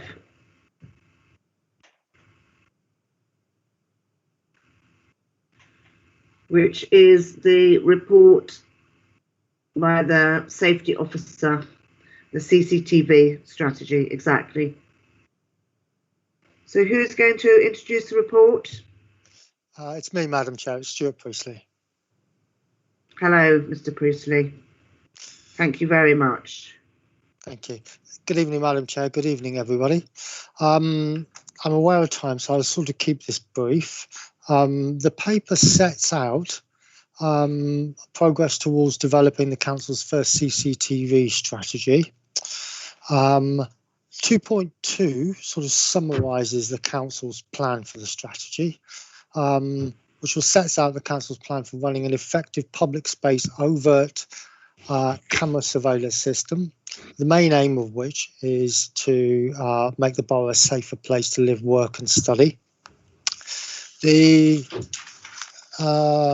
very much guided with this work by a CCTV advisory board, which is a resident led and chaired board, and they've supported us in co-designing the CCTV strategy, and they supported us with the CCTV development, the capital development programme, which was signed off by the council late last year, and we're in the middle of delivering that development programme at the moment.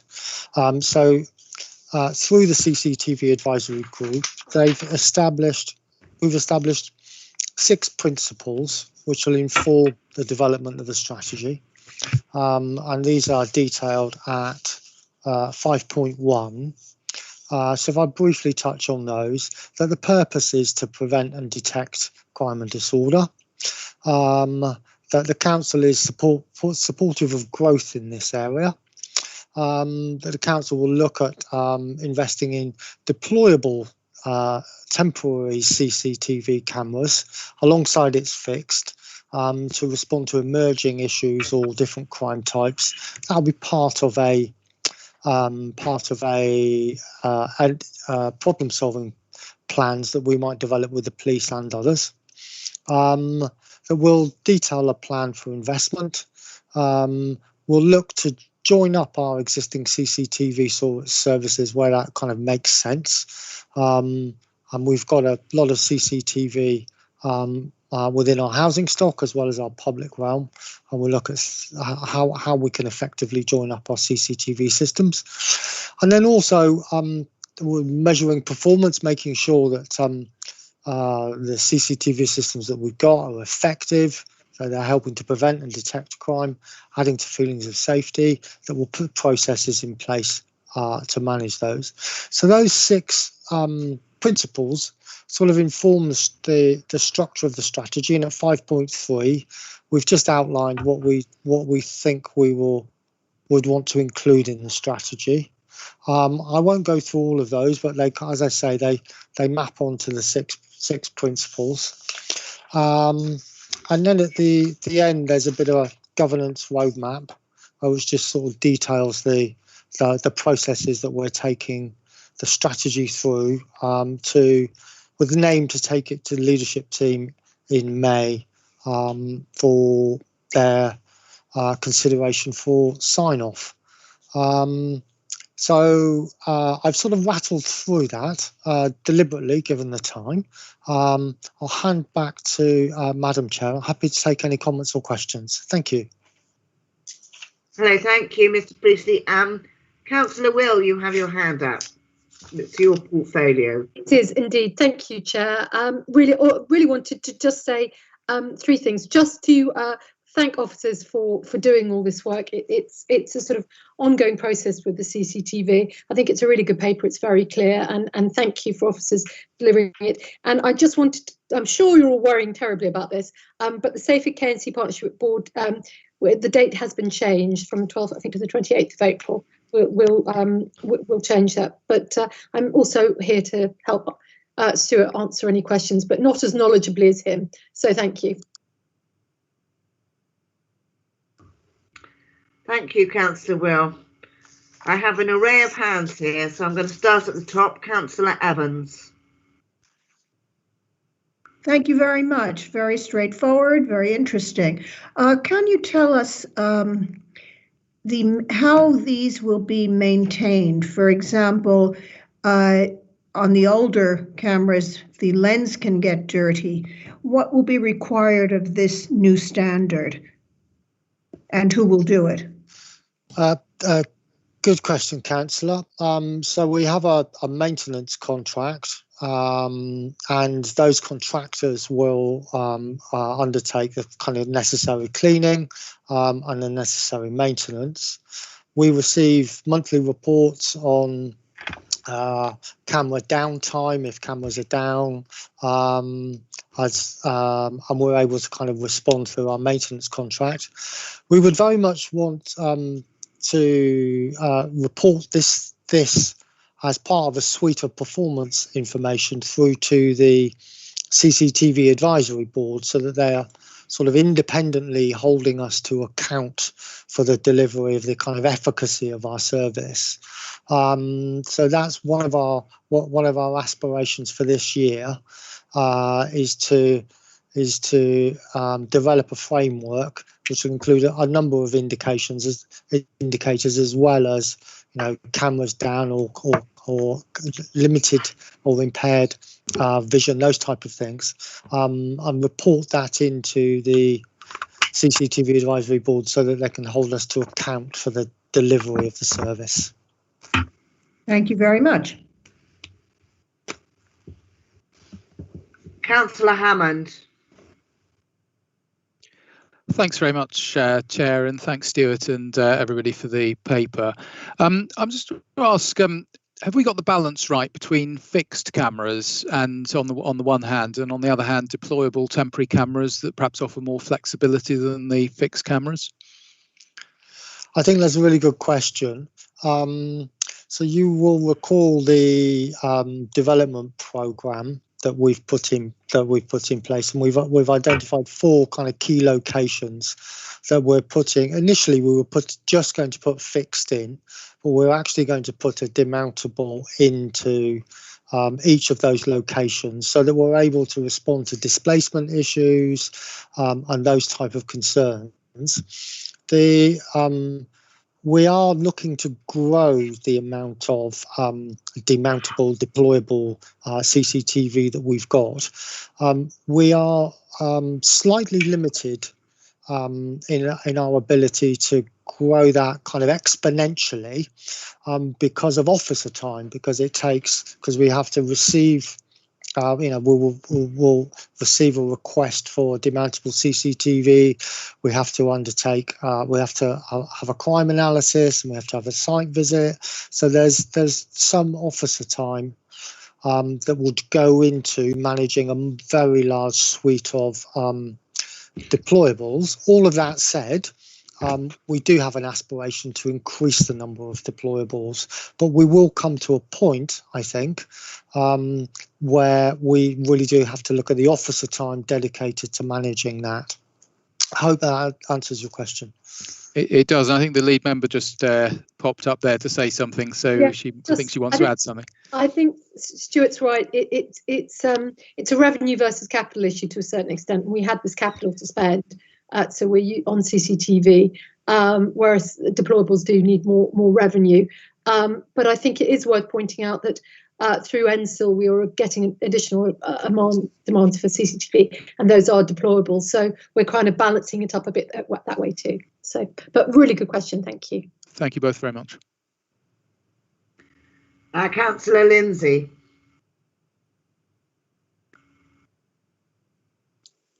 Emma, Stuart, the first tranche of investments was in between 1997 and 2003.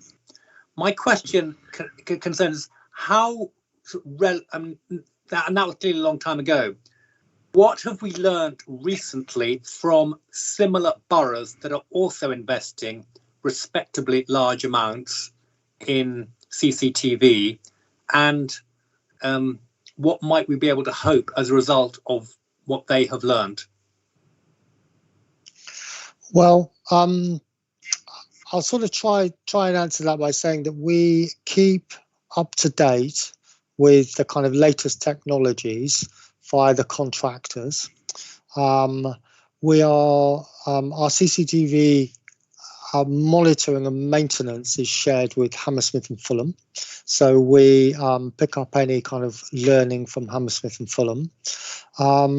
We are looking at different opportunities to link up the CCTV system more effectively with the wardens. So one of the things that we learned was that it's really important that the wardens and CCTV have got a direct link, a direct communication link. So we've put that in place. So that is in place. There is a clear link there. But I think there's more value that we could squeeze out of the relationship between CCTV and the wardens. Our aspiration for CCTV is to look at different models of CCTV. We're aware that CCTV is now affordable for many more residents than it has been in the past. And what's the council's relationship to domestic and business CCTV systems? I'm not suggesting that we hook all of those up, but how can we support domestic and business CCTV systems for the purposes of preventing and detecting crime? And the police are very much involved in those conversations with us. But certainly we are looking at our kind of continued improvement, and the technology is moving really, really fast at the moment. And there are lots of different type of opportunities that will present for us in the future. I hope that answers some of your question. Thank you, Mr. Stuart, Priestley. and I'm sure if I do, I will be able to come back to you at a later stage. Thank you, David. Councillor Chowan.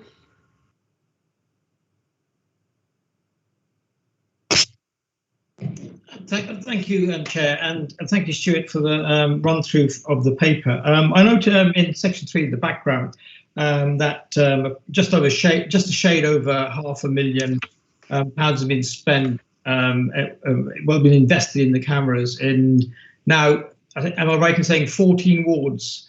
Does that include those wards that have successfully won bids to place cameras through ENSIL funding? I'm not cited on the detail of that, but if I may, my colleague Stacey Smith, who is the CCT lead for community safety, is on the line. And if I might, I think she's online. If I might bring her in. Hello. Thank you, Stacey. Yeah, I'm Stacey Smith and I'm Senior Community Safety Officer. So no, it doesn't. Only the wards that it cites there is just from the capital investment. So the additional investment that we've received from the latest round of ENSIL is not counted in that. So that would obviously increase the number of wards that would have coverage, although some of the wards that are having capital investment are also some of the same. There is overlap with some of the wards that are investing in the ENSIL as well. Thank you. And if these cameras are all networked and all connected, does that mean that ongoing costs will be pooled together in terms of the ENSIL funded cameras and the program of investment producing these, how many cameras? 58, over 58 cameras now? Yes, so that's been built into the sort of the price structure and the advice that we were given through to our planning colleagues who have been managing the ENSIL funding, that there would be that it would cover the revenue costs, but also that will combine with the revenue costs that we have for the wider CCTV service as well, so that's all combined long term. Thank you, Stacey. Thank you, Stuart. That's all I wanted to ask. Thank you. Okay, Councillor Pascal. Thank you, Chairman, and thank you to the lead member and to Stuart and to Stacey also for her answer. My question is to do with the managing of the mechanism through Hammersmith and Fulham contract. Is there a limitation on the quantum of CCTV cameras that could be handled through that contract? And do we get as responsive a service as we will need now and increasingly in the future, with the potential of linking in some way, subject to the police advice, with possible commercial and domestic CCTV capture? Because it strikes me this is a model that is growing in several dimensions at once. And my question is the relationship with Hammersmith and Fulham and the contract there flexible enough to give us our ability to grow that? Because the backup seems to be as important as the cameras. It's a really, really good question, Will. At the moment it is. We're negotiating a new contract with Hammersmith and Fulham right now. At the moment we think it is, but we're keeping it under the opportunity that setting out the council's first CCTV system strategy is that we're operating from a blank sheet of paper. So I think the kind of longer term considerations about the ability to build capacity, about the arrangements and our contractual arrangements with Hammersmith and Fulham, all of those areas I think we want to consider as we develop the strategy. The strategy will very much be a live document and we will refresh it periodically as we go along. But those at the moment, yes, but we will want to be able to build in that capacity in the future to meet our aspirations as we go forward. Have we one supplement, if I may, Chair, is do we benchmark that ongoing discussion with Hammersmith and Fulham against the option of bringing this service in-house for KNC? Because with an expanded system, including the housing and commercial and so on. The question I'm asking is, would it provide shortened lines of communication and some efficiencies that would make it actually cheaper and more effective and more related to our own wardens than doing it out of house via another authority? That's one of. Sorry, Emma. No, you go first, Stuart. Go on. Just to say that that's one of the things that we're considering at the moment. Excuse me. I was really well. I think the answer to your question is that, as you'll see, point 5 says that the council should ensure that its CCTV resources across its directors, its coordinated, joined up. We're really conscious that we don't have that join up with housing in particular at the moment, and we'd like to do that in the future. And therefore, the question is, would we be better served, bringing it back in house and doing all our own together, possibly in the future, rather than having a contract with H&F? But we're not at the point that we can do that at the moment. But it's definitely something we're looking at. Good. I don't pretend to have the answer to that. It was just glad to hear that it's a good question. Scope. It's in They've all scope. been excellent questions. Thank you. Okay, Councillor Ali. Thank you, Chair. I think Councillor Schmaslin was first, but if you let me go first, I'm happy to take that. Yeah, he was first, but I go to the committee first, and then I ask the other councillors. That. Thank you, Madam. You're absolutely right, as always. Okay. Thank you. I think, first of all, I'd like to thank the lead member, of course, for taking on this really crucial point. And we have, I think, I remember giving feedback on the last meeting, not scrutiny meeting, but updated meeting. So thank you, the lead member, as well as the officers, of course, for staying late with us this evening. And thank you very much for the time that you put in, and of course, spending the evening with us. 2 questions, and coming from 3.0 and 3.1, the background. You've mentioned here on the 14 wards that will be installed by the end of May 2021. I wish to know how, coming from the background of housing,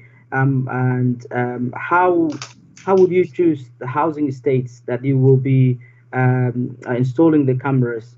Is it because of the level of crime, including antisocial behavior, drug dealing, and on the parked cars? Basically, the level of crime, or the size and the population of the housing estate. One, will it be fixed cameras, or will it be mobile cameras that can actually move around and do kind of a routine check?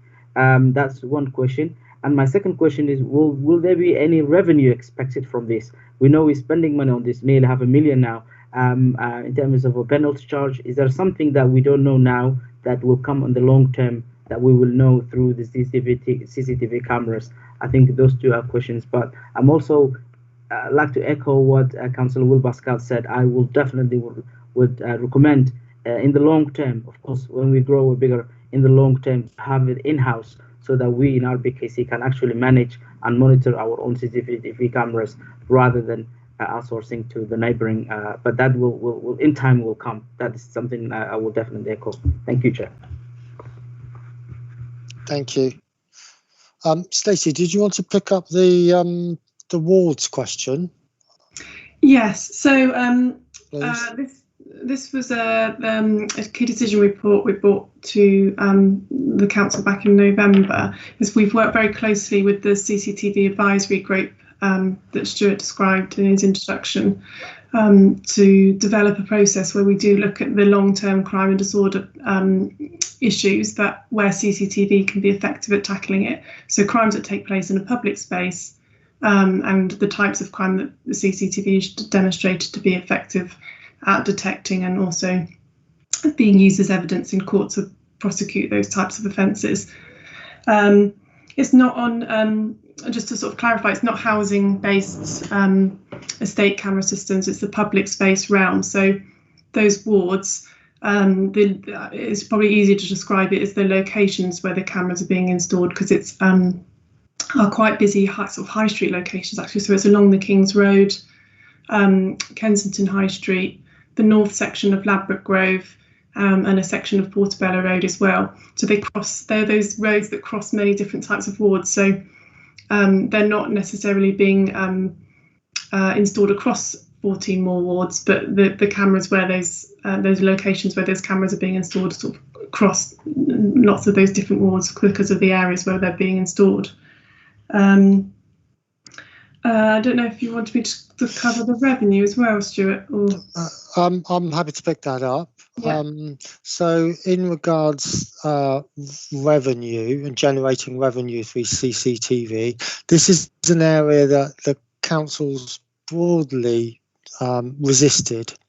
So the council hasn't used CCTV to raise revenue through motor vehicle infringements, you know, those yellow box infringements. And you may have seen, you know, things in the press about local authorities that have put CCTV cameras in on no left turns and generated quite significant levels of income from issuing FPNs for traffic breaches. That's not something that we've done. I think the only area where we have touched upon revenue generation was issuing FPNs for dumping of litter, where we've been able to identify perpetrators of kind of dumping of large amounts of litter and waste. But generally, that's not an area that we've exploited as a local authority, and I think we need to think carefully about that. As I say, though, we are operating from a blank sheet of paper and developing this strategy, and keen to hear as many voices as possible about what we should be using our CCTV systems for in the future. Can I have a follow-up question with that, Chair? Okay, so, go on. So the lead member wants to say something, I think. Emma? Thank you. I wanted to clarify that we do have cameras on housing estates. I think they have about 500 in total, Kasim, but these ones, this particular batch, are all about what we're calling the public space as Stuart described. So just to make that clear, thanks.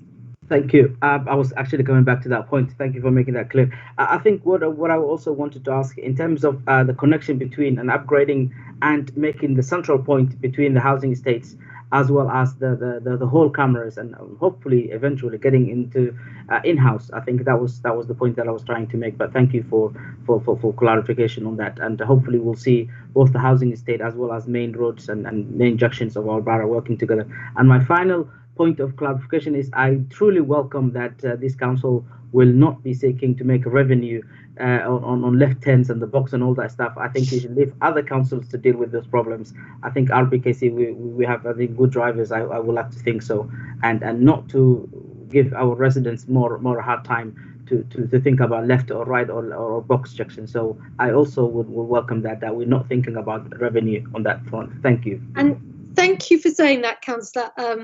I completely endorse that point, and this council has a long history of not penalising, trying to just sweat revenue out of motorists and penalise them for, as you say, making wrong turns. We've never had a policy of that, and I hope we never do. Thank you. So, Councillor Hammond, you have a further question? I do. Thanks very much, Chair. And just to show that we've got an audience on YouTube, this is actually a question from a resident who's texted me, and it's an expansion of something that's been touched on a couple of times with Councillor Ali's question and I think Councillor Pascal.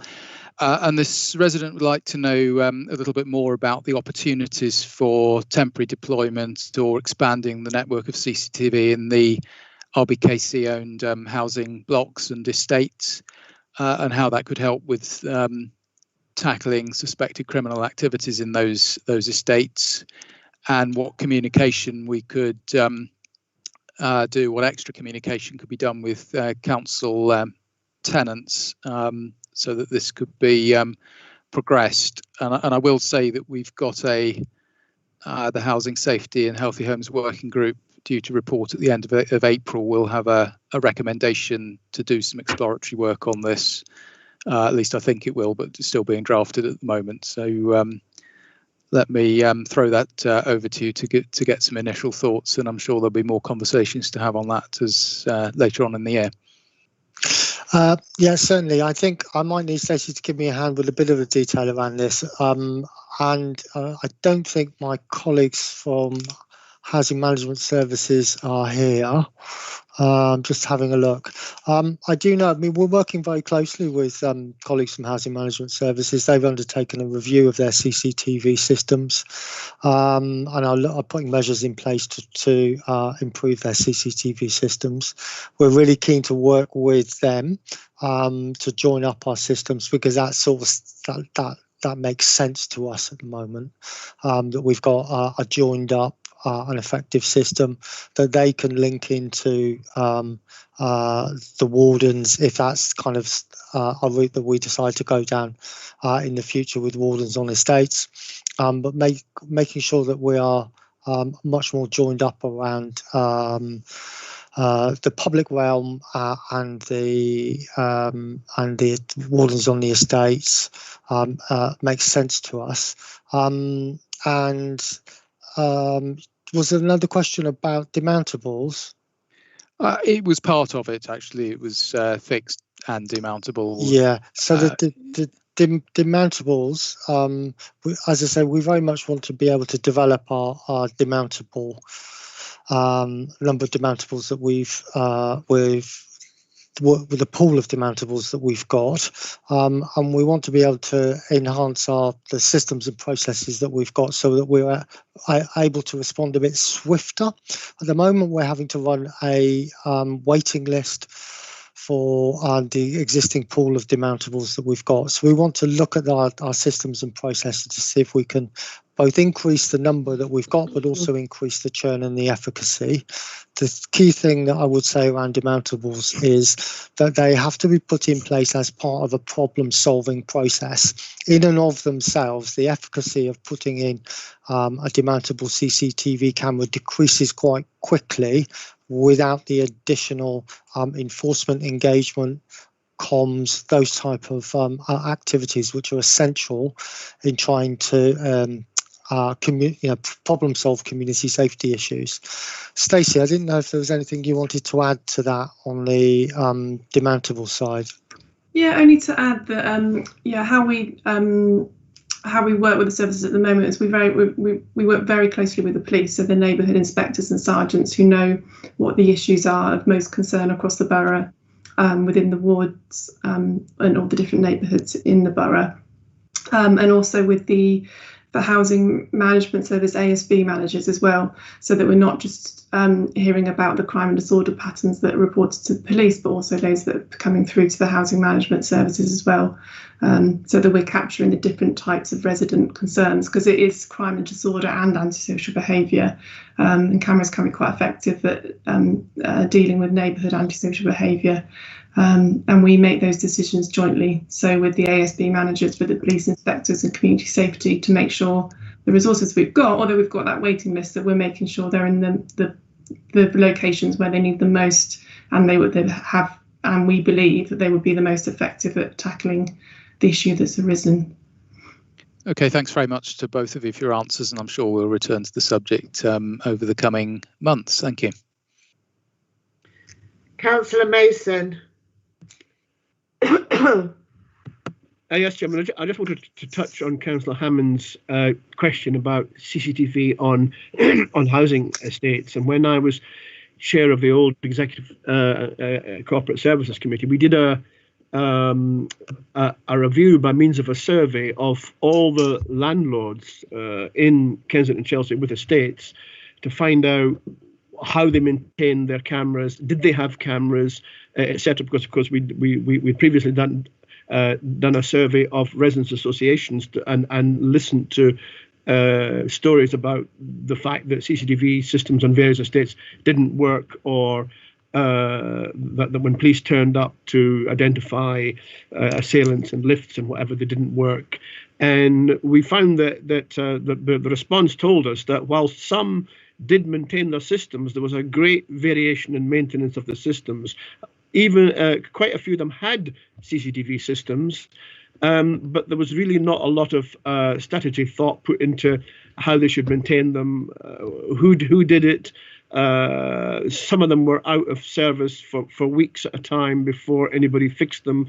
That was the problem, and many of them quoted the fact that they had reduced that their budgets were being reduced, and they had a sort of skeleton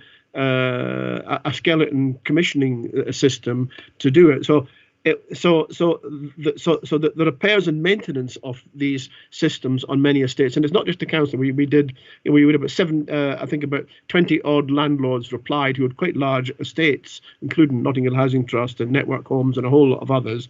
And we found that most of them had CCTV systems, as I said, but the problem was that there was a real variation in the repairs and maintenance and upkeep and the amount they spent on it and the priority they put to it when it came to budget time. So that's something also that we need to look at. Obviously, the committee was abolished before we could continue on the work on that, because we thought it was important that not only were we campaigning to have CCTV systems put in, but it was absolutely pointless if they couldn't be upkept, and maybe that work could be continued on, because we found that there was more work to be done on that.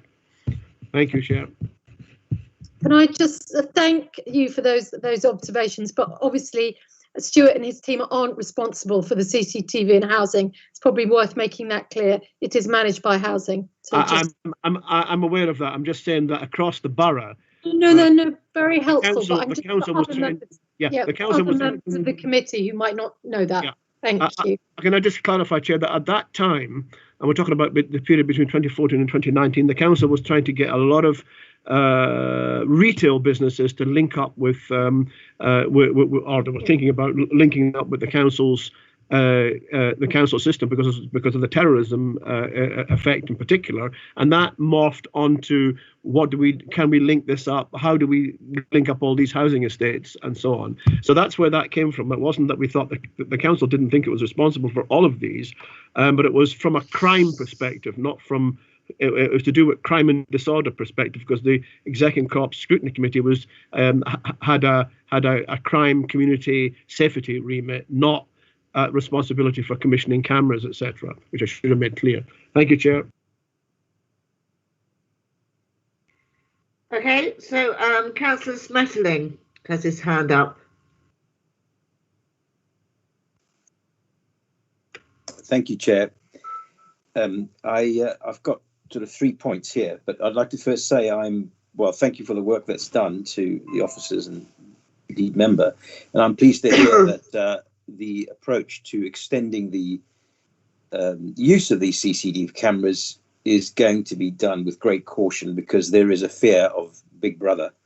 CCTV has many advantages, but also, as you know, disadvantages. And as far as I know, unless things have changed, the United Kingdom has by far the biggest installation of CCTV cameras in Europe, certainly in Western Europe, and it's limited in other countries precisely for these fears that it just becomes a surveillance state. So I'm glad to hear that at least in some areas we're going to be very cautious. My specific questions are, first of all, it's been touched upon already about the contract with Hammersmith and Fulham, but from a different aspect. Given that that everything else with Hammersmith and Fulham is being untangled, well, it has been untangled, and I think there's still a few things going on. How secure is this joint arrangement? So that's question one. Shall I just ask them together, or would you like me to ask them one at a time? No, if you can ask, I'll ask them together, and we'll try and cover them. Fine. So that's one. How secure is it with H&F? Two, I am curious. How do these cameras actually prevent crime other than being there? Because the way it works, unless something's changed and actually some sort of recognition software has been introduced, which may have been, there's a control room where people watch the television screens and watch something happening, and after it's happened, or maybe they'll phone the police immediately if we're lucky, but otherwise it's just for review afterwards. So question two is, how do they really prevent crime? And the third question is, it's probably been said in a previous committee meeting, which I've missed, is what are the annual maintenance costs of the new cameras and indeed of the whole system? Thank you very much. Thank you, Councillor. Three really good questions. I'll try and take the first two, and I'll ask Stacey to pick up the last one. how secure is the LBHF contract? I think it's secure enough at the moment that we don't necessarily need to worry. There's no indication that's been given that they LBHF want to withdraw from that contract. That's not to say that that might not be the case further down the line. There are some significant savings that are realised for both our council and their council by having a shared control room. So it would be it would cost them and us more revenue if we were to divide things up. That's one of the things that we would need to consider if we were to move to a sovereign set of arrangements. But at the moment, there's no indication that's been given to us that there's an immediate risk around this at all. So reasonably secure, I think, probably is the best assurance I could provide. How does it prevent crime? I suppose it's the deterrent factor. I mean, you described there the kind of detection. CCTV's the evidence base for CCTV around there's an evidence base for detection and there's an evidence base for prevention. CCTV is not a silver bullet in and of itself. It's one of the things that I get asked for the most from residents, and I think there's a sort of a popular perception that it can be a bit of a silver bullet. But if we look at those boroughs that have got lots and lots of CCTV, they've still got crime within their boroughs. So it has to be part of a suite of other actions, including policing, including visibility, including street lighting, and a range of other measures. But how does it prevent? I think it's that offenders know that it's there, and that acts as a deterrent alongside all of the other things that I've described to deter offending within that area. But we know that it doesn't completely stop offending within that area, but it does have a tempering effect on crime. There's a good piece of research on the College of Policing, what works in crime prevention. So the National College of Policing website, they've got a really good section which is what works in crime prevention. And there's a really good section in there about the efficacy of CCTV, the evidence base, the academic evidence base. I think they look at 44 different academic studies into to CCTV around prevention and detection of crime, with positive results overall from those. And I think the last question was costs. I don't know if Stacey, if you're still there, if you could talk about the contracts and costs. Yes, so I think it was just about the maintenance. So we have it's £18,500 we pay for the annual maintenance cost of our current camera infrastructure. That's all the public realm cameras. That's not the housing management estate cameras, which is separate.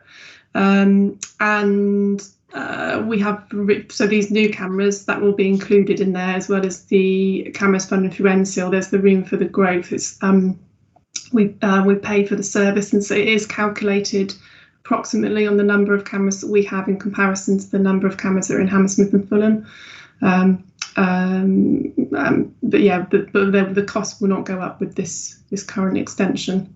So we talk about £18,000 a year for all cameras, which is the share of control room, repairs, and whatever. That's just the maintenance. No, so there are additional costs for the control room service. Okay. So for our Can you tell us what the running costs are then? I mean, the total running costs, with including the control room service, because that's staff. Yeah, so that's the other costs for the running of the control room service it mostly is just contribution towards staff costs, and this year it has been £76,000. So 76 plus the £18,500 has been the total costs for last year. Thanks very much. I'll just make one observation about this prevention business, just to give an example of, because I was interested to hear, as Stuart has said, that there are there is evidence that it seems to work in some way.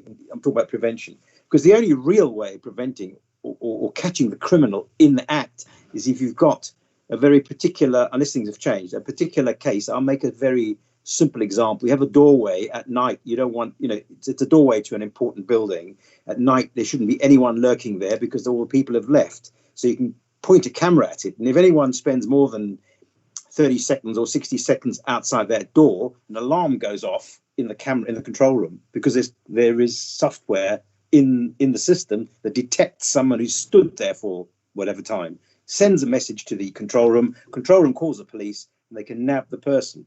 But that's very difficult to do on a mass basis on a street. In fact, it's impossible, I would guess.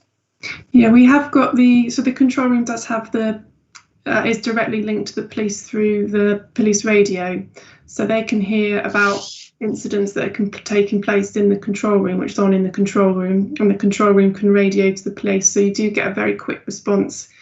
Okay, but they don't have alerting software because it won't. I presume they just watch it, hopefully 20 minutes at a time. Okay, all right, thanks very much. Thank you. That's all. That's it. Okay, so I would like to say thank you to Stuart Priestley and Stacey Smith and Councillor Emma Will, for coming and presenting us with this paper tonight. And then we will move on to item A6. So thank you all for coming.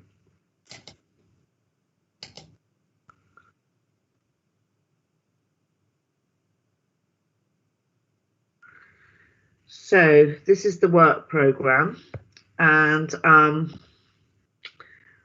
I was discussing this earlier with Jackie. There is an issue in terms of the reason I wanted the work programme to end early was to make it sync with when the committees changed. That was the only reason behind it, because I just got the feeling that people didn't like inheriting, if there was a big change in the committees, inheriting other people's working groups and etc. But now there is a problem with time to do with the AGM being on the 26th of May and then our meeting on the 10th of June, and that would mean the big meeting with all the councillors, it doesn't quite work. So I would ask Jackie to tell us what would be the best way out of this for next year. Okay, thank you, Chair. So the report sets out how the work programme will be developed, having the long list, prioritisation. So last year, that prioritisation was done by backbench councillors at a workshop. So Barry Quirk came and did an introduction, and then councillors went into different sort of virtual rooms according to committees and what they were interested in. So that workshop... And it worked well, didn't it? We had lots of positive feedback from councillors about the inclusive approach, about involving all backbench councillors. So the proposal will be to have that workshop again this year, if that's what councillors would like to do. But if the AGM's on the 26th of May and the overview and scrutiny committee is on the 10th of June, and because of the statutory dates for publishing papers, if we were going to do the workshop again, we'd need to do it before the AGM, and councillors might prefer to do that when the new committees are known, when they know who's on which committee and who's chairing it. So it's whether you would want to do the workshop before the AGM or do the work programme at a later date. But if it's done at the 10th of June meeting, all of these select committee meetings follow on from that, where those committees will discuss the details of the work programme, so the dates stack up.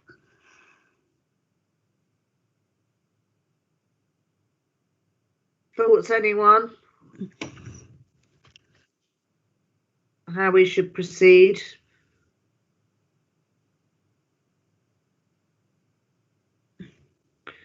Can you tell us No the comment. hello? I It's have Jackie. It's No, Janet. it's Janet. Sorry.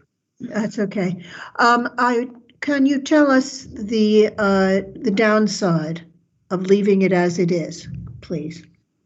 It's just whether councillors had a view about whether you wanted the new committee memberships to be known before you do this workshop. So the new committee memberships aren't confirmed until the 26th of May at the council AGM, because that's when they'll be decided there who the chairs are and then the members of the committee. So it's whether that's important to you as councillors to know which committee you're going to be on, or if you would just go to something according to your interest and it isn't so key about which committee you'd be on. Well, I think I can see it could be problematic, Jackie. It's entirely up to councillors. So we could do it at a later date, but we might have to look at the committee dates afterwards.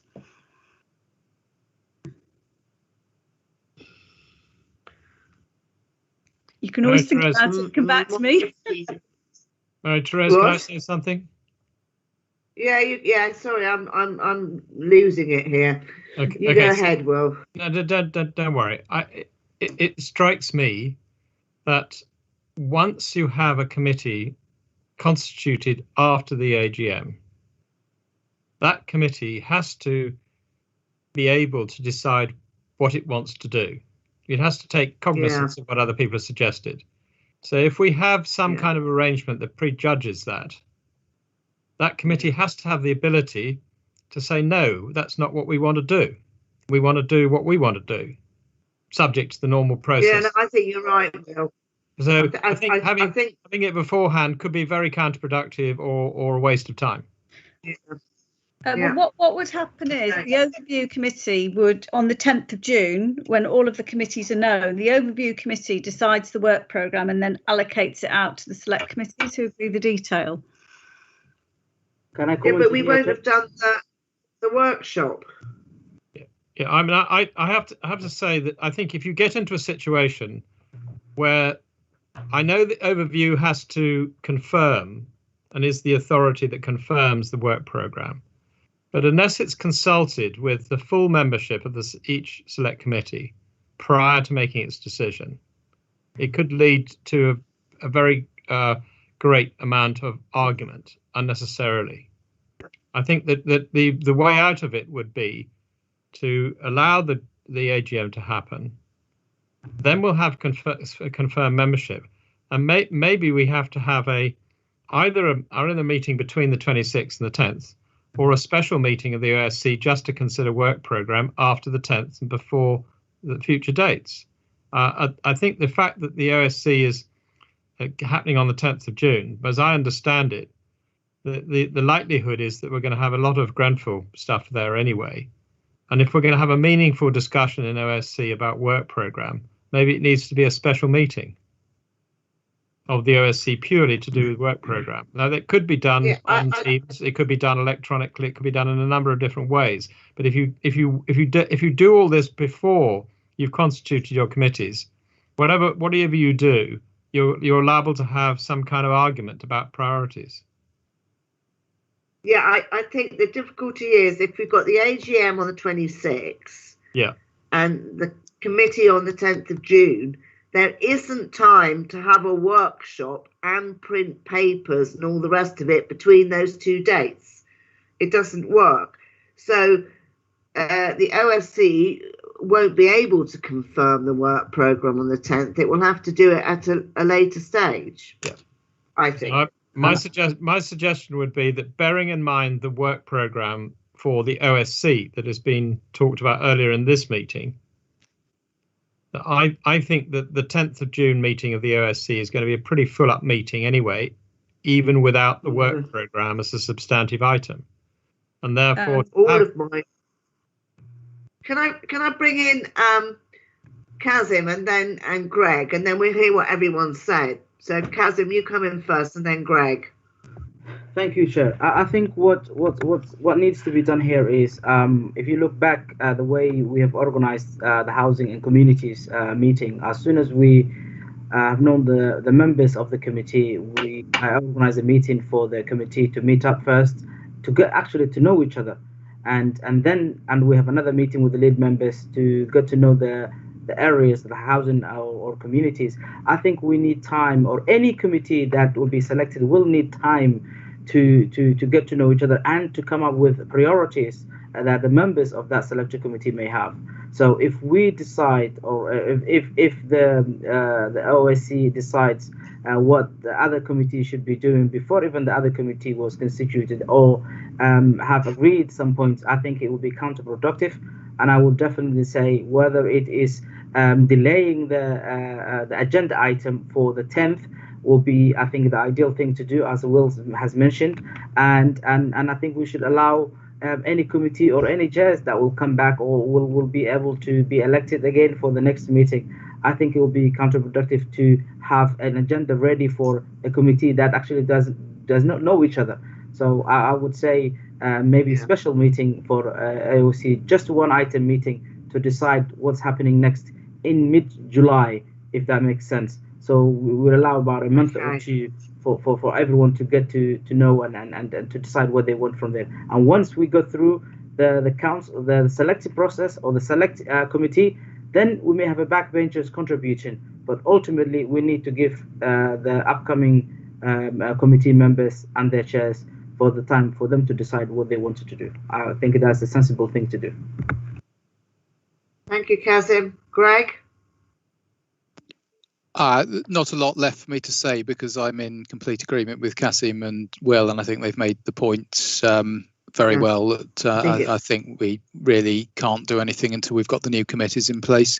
I'll just make one other point, though, that we can't be over ambitious with the next year's programme, because as we've got our full council election at the end of it, we do actually have to finish the programme relatively early. There's no spillover, because who knows who's going to be on the council after the election. So you have to be a fairly that's another point. A fairly I wouldn't, well, unambitious is the wrong word, but a constrained, bearing in mind it's year 4 of the council term, but definitely to start work on it after we know who's on the committees for this 4th year. Succinct and focused. Yeah. Great phrase. Okay, I've got all of that.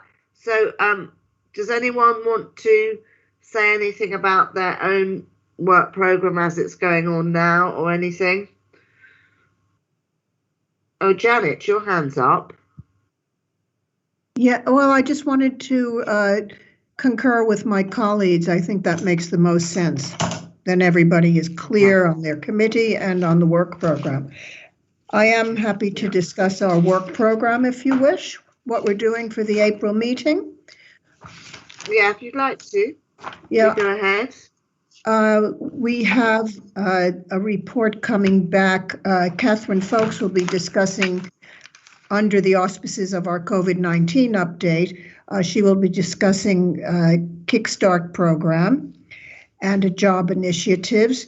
And we have Charles Williams he's our liaison between the Adult Social Care and Family Services, so he will be discussing the work that's of mutual interest. And we have some work coming back regarding Greg Hammond's working group last year regarding the BAME community and exclusions. And we would like to see what progress has been made on that. So we have quite a busy meeting, and Councillor Woodger will be presenting his working group on domestic abuse, especially relating to children during lockdown. Okay, I'm going to put my thing on again. Well done, Janet.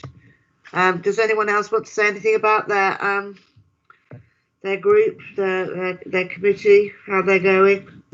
Yeah, if you may allow me just 1 minute or two, just to update the committee. I think for the housing and communities, We have been doing a themed scrutiny sessions. We had from last year onwards, we had one item or two item agenda, from repairs to food bank leaders, and I think the last session went very well. And we are now heading to the next theme meeting, which is Grenfell, in terms of the two item agenda Grenfell, which is housing and communities.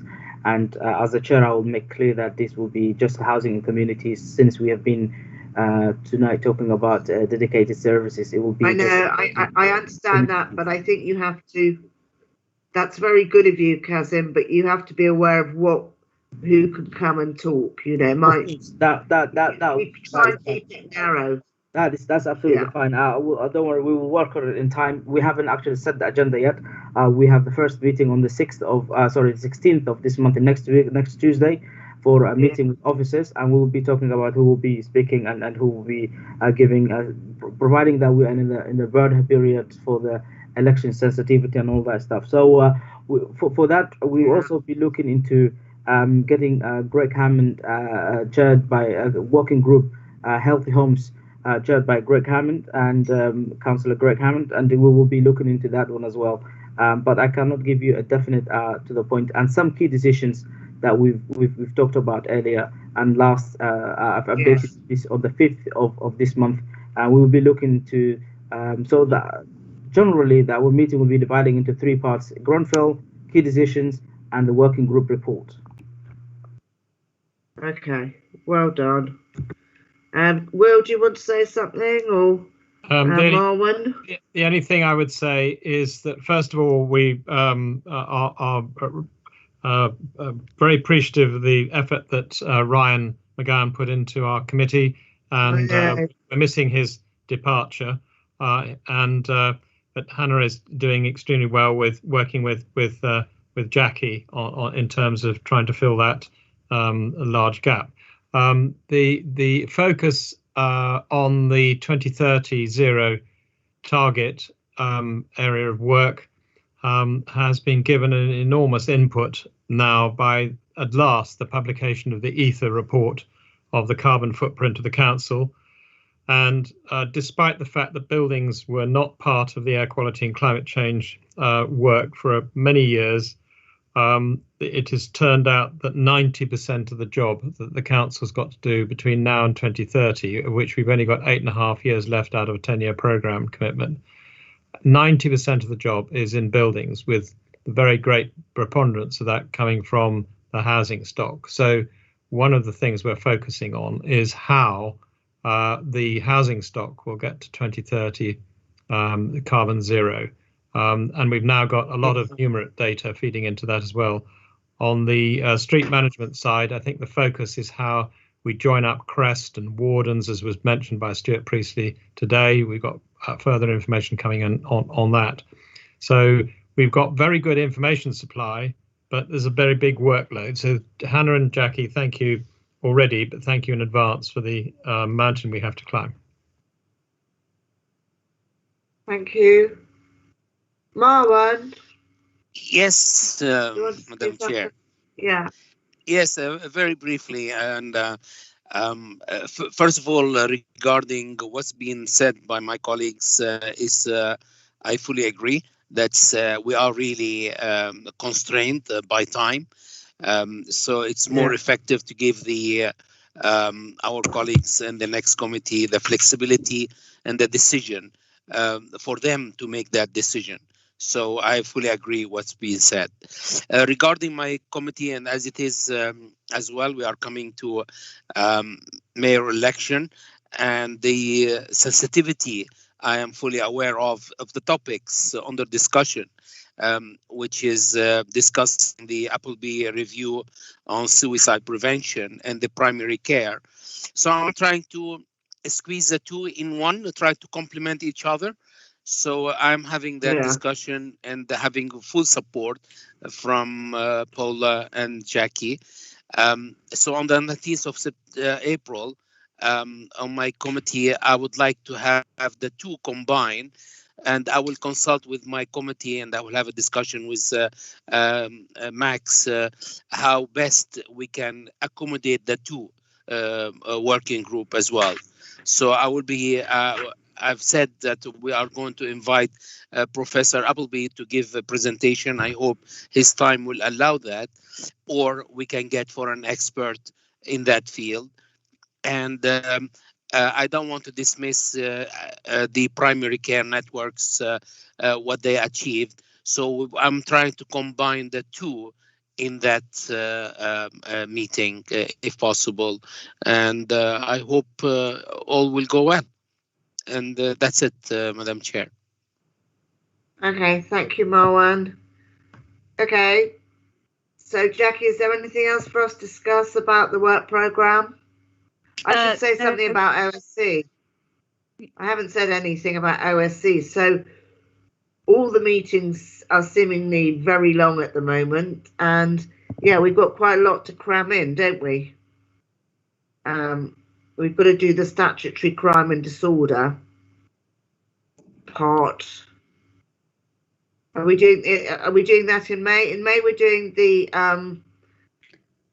Grenfell recovery strategy. If it's helpful to the committee, Chair, I can do a list of the topics that you've got and circulate it around after the meeting, if that's helpful. Yeah. But yeah, I think all the meetings are quite full at the moment, aren't they? Do we have a meeting for OSC in April? No. Is the next one the May meeting? The next one is the May meeting, Chair, yes. 13th. Okay, so it's in April. Okay, so the May meeting, again, will be heavy. And when are we doing the crime and disorder? In the May meeting, you've got Grenfell recovery, and I think the Chief Exec wanted something to come on the refresh of the council plan. So then you have so that's a meeting in June and one in July.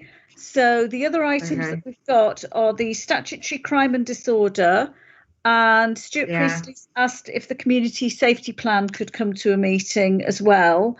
And there is the work programme that you want to agree. So they're all very substantive items, yeah. Yeah, all right. Okay, thank you, Jackie. So if we move on to A7 then, which is the KDs. Can I just ask a quick question? Oh, yeah. Sorry, I didn't see, David. Not to worry. I'm falling asleep here. Yeah. The question, Jackie, do you think you could prepare a spreadsheet or chart or whatever showing what each of the different committees, including the audit committee, which is not a scrutiny committee, but it's nevertheless a committee, are doing to scrutinise and look at, and I deliberately use the word look at because the audit committee does not scrutinise Grenfell-related issues? Yeah, I can definitely do that. Do you want it from this point forward, or do you want it what's been done for this municipal year? That's probably not best for me to answer. I'd like it to go back for this whole year, but so I think Marie-Therese is probably in a stronger position to give you a steer than I am on that. But I can do that from May. I can go through the agendas and look. That'd be great, but in particular from henceforth, so that nothing is slipping through the gaps, and that we can say to the leadership and to all the different Grenfell-related groupings, this particular issue was scrutinised or looked at this time by this committee. I can do it for the scrutiny committees and audit and transparency. That's not a problem. I can do that. Just take time. Yeah. Thank you. Okay, thanks, Jackie. All right, so we'll move on to the KDs.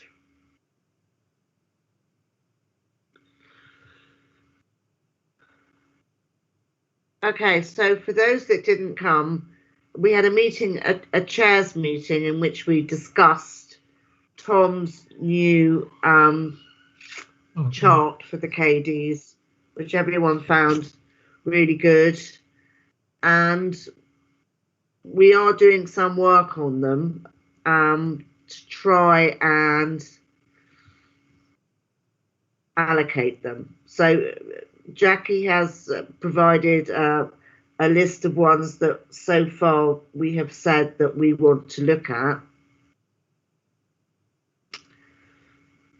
So I think the answer is if people would like to look at, I mean, does the new tracker system, Jackie, does it replace the forward plan? No, we still have the forward plan of key decisions, and that is on the website, and that's available to councillors and residents who are interested. So we still have that document, and it's a hyperlink in this report. What we've developed for the committee at your request as councillors is the forward plan and track of scrutiny, because the report that previously came to the committee wasn't the best way of identifying the key decisions that scrutiny members wanted more in-depth scrutiny for, because the document wasn't really created for that purpose. So that's why I've worked with colleagues in governance, mainly Tom McColgan, who supports this committee, to develop that document that's in your agendas to come here. It's a more concise document with the key decisions on to enable you to identify what you would like to scrutinise in more depth. And then also to say, I looked at the Kroll report at the weekend. I discussed this with you, Jackie, that, you know, the thing that happened with Chasm's KDs and the timing not being right, it's happened before, and it's illustrated in that Kroll report that sometimes the KDs fall between the meetings, and there's no good way of, because if you go to the earlier meeting, there's no report, the later meeting it's too late. So I think ultimately it is a question of us trying to get people to factor in the scrutiny process into their timetable. Madam Chairman, can I say something? I think that the provided we have this, well, first thing to say is I think the system that Jackie and Tom put together with the tracker, which does a first allocation of where Tom or Jackie think which committees they'd obviously go to, but also has the flexibility to have more than one committee in the lead position. I think it's an excellent tool, and once we've got that tool, and provided it's kept up to date, which I'm sure it is, that tool enables us as committees either to take the KD for scrutiny and make a comment as a result if we want to have it at the meeting, or to circulate the KD or a draft response to it to our membership. And we've used this Environment Select Committee, we've used this mechanism more than once, where we've not been able to take it in committee, but we've circulated it to our committee and got everybody to reply and gone back with a referral. And the latest case was a referral on housing sustainability and fuel poverty to the leadership team. And it was a mechanism that worked really well with the support of officers. So I think we have a working solution in place now. It's not entirely ideal. It doesn't cover everything that Kroll report suggests, but it does give us a working way of dealing with it. So thank you. But I would prefer it if the people who are, you know, working out the KDs and programming everything actually took scrutiny into consideration and actually thought going through scrutiny was a necessary thing to do. So yeah, you can get around it with emails, but I actually think it would be good if we were given a bit more, you know, I don't know, kudos. Anyway, Greg. Sorry, could I just come back on that? In no way am I detracting from my support, Madam Chairman, of what you just said. What you just said is entirely right. But during the period that you and Jackie are making that case to others who are preparing it, I think we now have, because of Tom and Jackie's work, we now have a workable tool that has been shown to be able to work in practice. So I think thank you to Tom and Jackie particularly. Yeah, can I come in here? You're right. Yeah, could I just who's on next? Allow me to come in, or I think you called me and now Cassie wants. Okay, can I just have Greg and then you, Cassim? Of course, yes. Greg first. I think one part of what mine's going to lead into to Cassim anyway. So firstly, it's the first. I wasn't obviously at the chairs meeting that you had, but I think this is the second time we've seen the new format in the agenda for the OSC, and I think it's vastly better than the predecessor. So well done to Jackie and the team who've created it. Makes it much more obvious and Tom, yes, thank you, Tom. And it makes it much more obvious than it was before what might be the interesting items that we ought to pull out for some scrutiny. I do think, and I've been thinking this since I did the review that led to the current format of the committees as they're currently constituted, the select committee should meet more often than 4 times a year, and we recommended 6, and that wasn't taken forward. There was a lot of evidence that led to that, and I think that would certainly help the committees to identify the and to properly scrutinise the many reports that come out during the year. And then just looking through the specifics, and Cassie might want to come in on these, because there were a couple of housing ones which aren't currently down for scrutiny but look like they might be contentious or novel, and that's the housing allocation scheme revisions on page 2, and we've got definitely the social investment strategy framework on page 3 that I think probably would benefit from scrutiny. And then the other one, which I think has been scrutinised before, is the Grenfell Projects Fund on page 7. I think don't know whether it was scrutinised, but it was in the Grenfell committee. Jackie's produced a list, and what you've missed off is the tenancy strategy. But the other 2 we've got on it, not the Grenfell one. Yeah, and the Grenfell Projects Fund might be a communities thing for the Housing Committee, or it might be for the OSC. I can debate that amongst you. But those 3 I thought jumped out at me as being ones, and yes, possibly the tenancy strategy as well, jumped out at me as ones that really do need to be scrutinised. I think that's all I wanted to say, but it probably leads nicely into Cassie anyway. The allocation scheme, I don't think we know when it's coming, though. I think it's just in the future. Anyway, Cassim.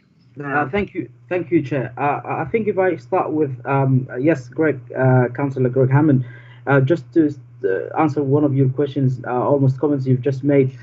This will be sent to the Housing and Communities Committee, and together we will look at it. And the plan was to first talk about this this evening, and then hopefully send it to our committee, so that we can look at it as a committee and pick up on some of the areas. I've already picked up 5 of the key decisions, but we can also add some more if necessary. Coming back to the point where Marie-Therese, you've mentioned, Chairman, you've mentioned my select committees and key decisions that we could not scrutinize. I think what happened was these key decisions, of course, scrutiny needs time, and we are giving, that's, for example, I'll just make it clear here, Councillor Kim Taylor-Smith, who's the lead member for housing, suggested to look into scrutinize some key decisions that he wanted us to look into it. That's fine, but the problem was he wants us to look into something that after 1 day after my scrutiny. So it's unrealistic to scrutinize a key decision a day before the key decision is made. And I think what needs to be done here is both the lead member cannot be the lead member for housing and the chair of the housing scrutiny. So he clearly has to be one. He cannot be to the 2. So as the chair of the housing and scrutiny committee, housing and community scrutiny committee, my committees, and with my selected committee, and we come up with the agenda that will go on the items that will go on the agenda. And as long as I'm the chair, I will continue with that, and I'm sure every chair would agree that the lead members have their role and the housing chairs have their role. And that I just want to make that point clear. And my final point is to thank you for agreeing at the last meeting to add 2 of my key decisions that was time sensitive. For example, the decision will be made on the 17th of this month. This scrutiny is happening today, the 10th.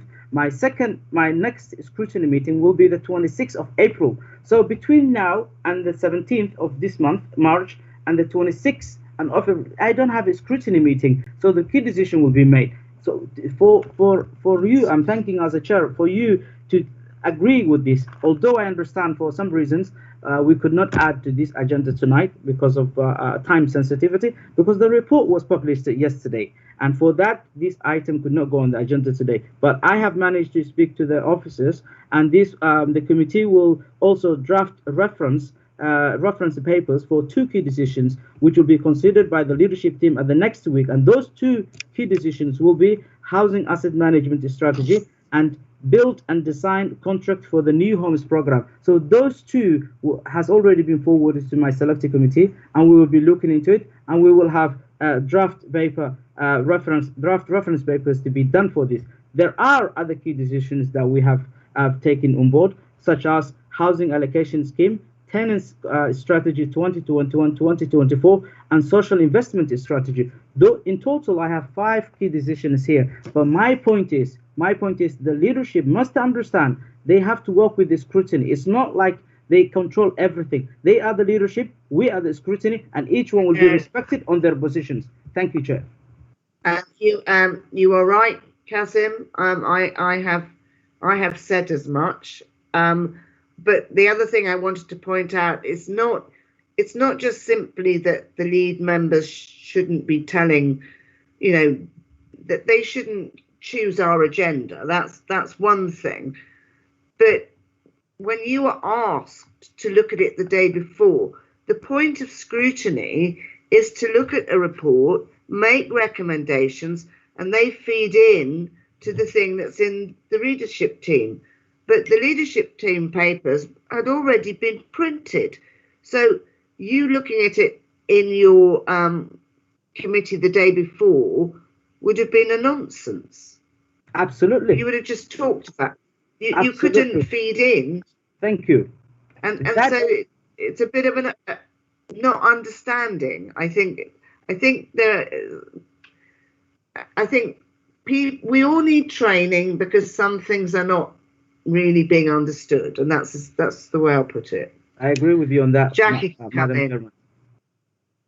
Jackie can come in and be more Thank you. I was diplomatic. just going to say, if we link this back to the work programming report, the previous report on the agenda, as part of that work programming, we'll get some information for scrutiny councillors about upcoming major policies, projects that will become key decisions, so we can get these factored into the work programme so that they are coming to the right time to scrutiny. It's part of the project planning. So when I bring the paper to you, when you discuss the work programme, we'll include that factual information about what's coming up, and as scrutiny members you can agree what you want to look at, and it should be in a more timely way if we link it better into the work programming.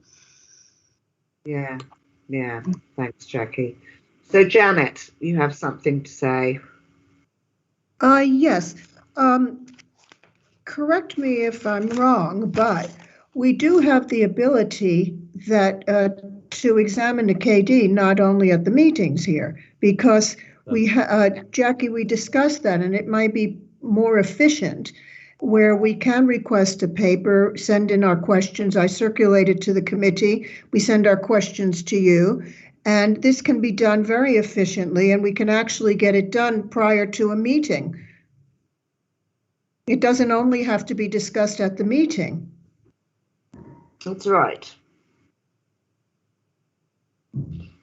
I agree. And I think we've got the tools we need to do that now. Yes. So thank you to Tom and Jackie for that. Yes, very much so, because it's clear. So I think we can get a lot of work done just sending a paper around and getting the committee's comments and move on to the next one. And indeed, that's what we're doing now for the next scrutiny meeting, hopefully. Thank you, Jackie. You're right, Jen. Sorry. So we're all Kasim, agreed. We're all agreed on KDs. Then we know the way to do it. Yes. No. And we also know what we do want, which is a properly laid out program. But that's going to take at least another 6 months or so to get this sorted with the leadership team. But we've got a modus operandi in the meantime, and an objective for a better way of working in the future. Absolutely, I think that's the way forward. With you, Madam Chairman, I think if we agree to that point, we all know where we're heading, and with that, although there will be always time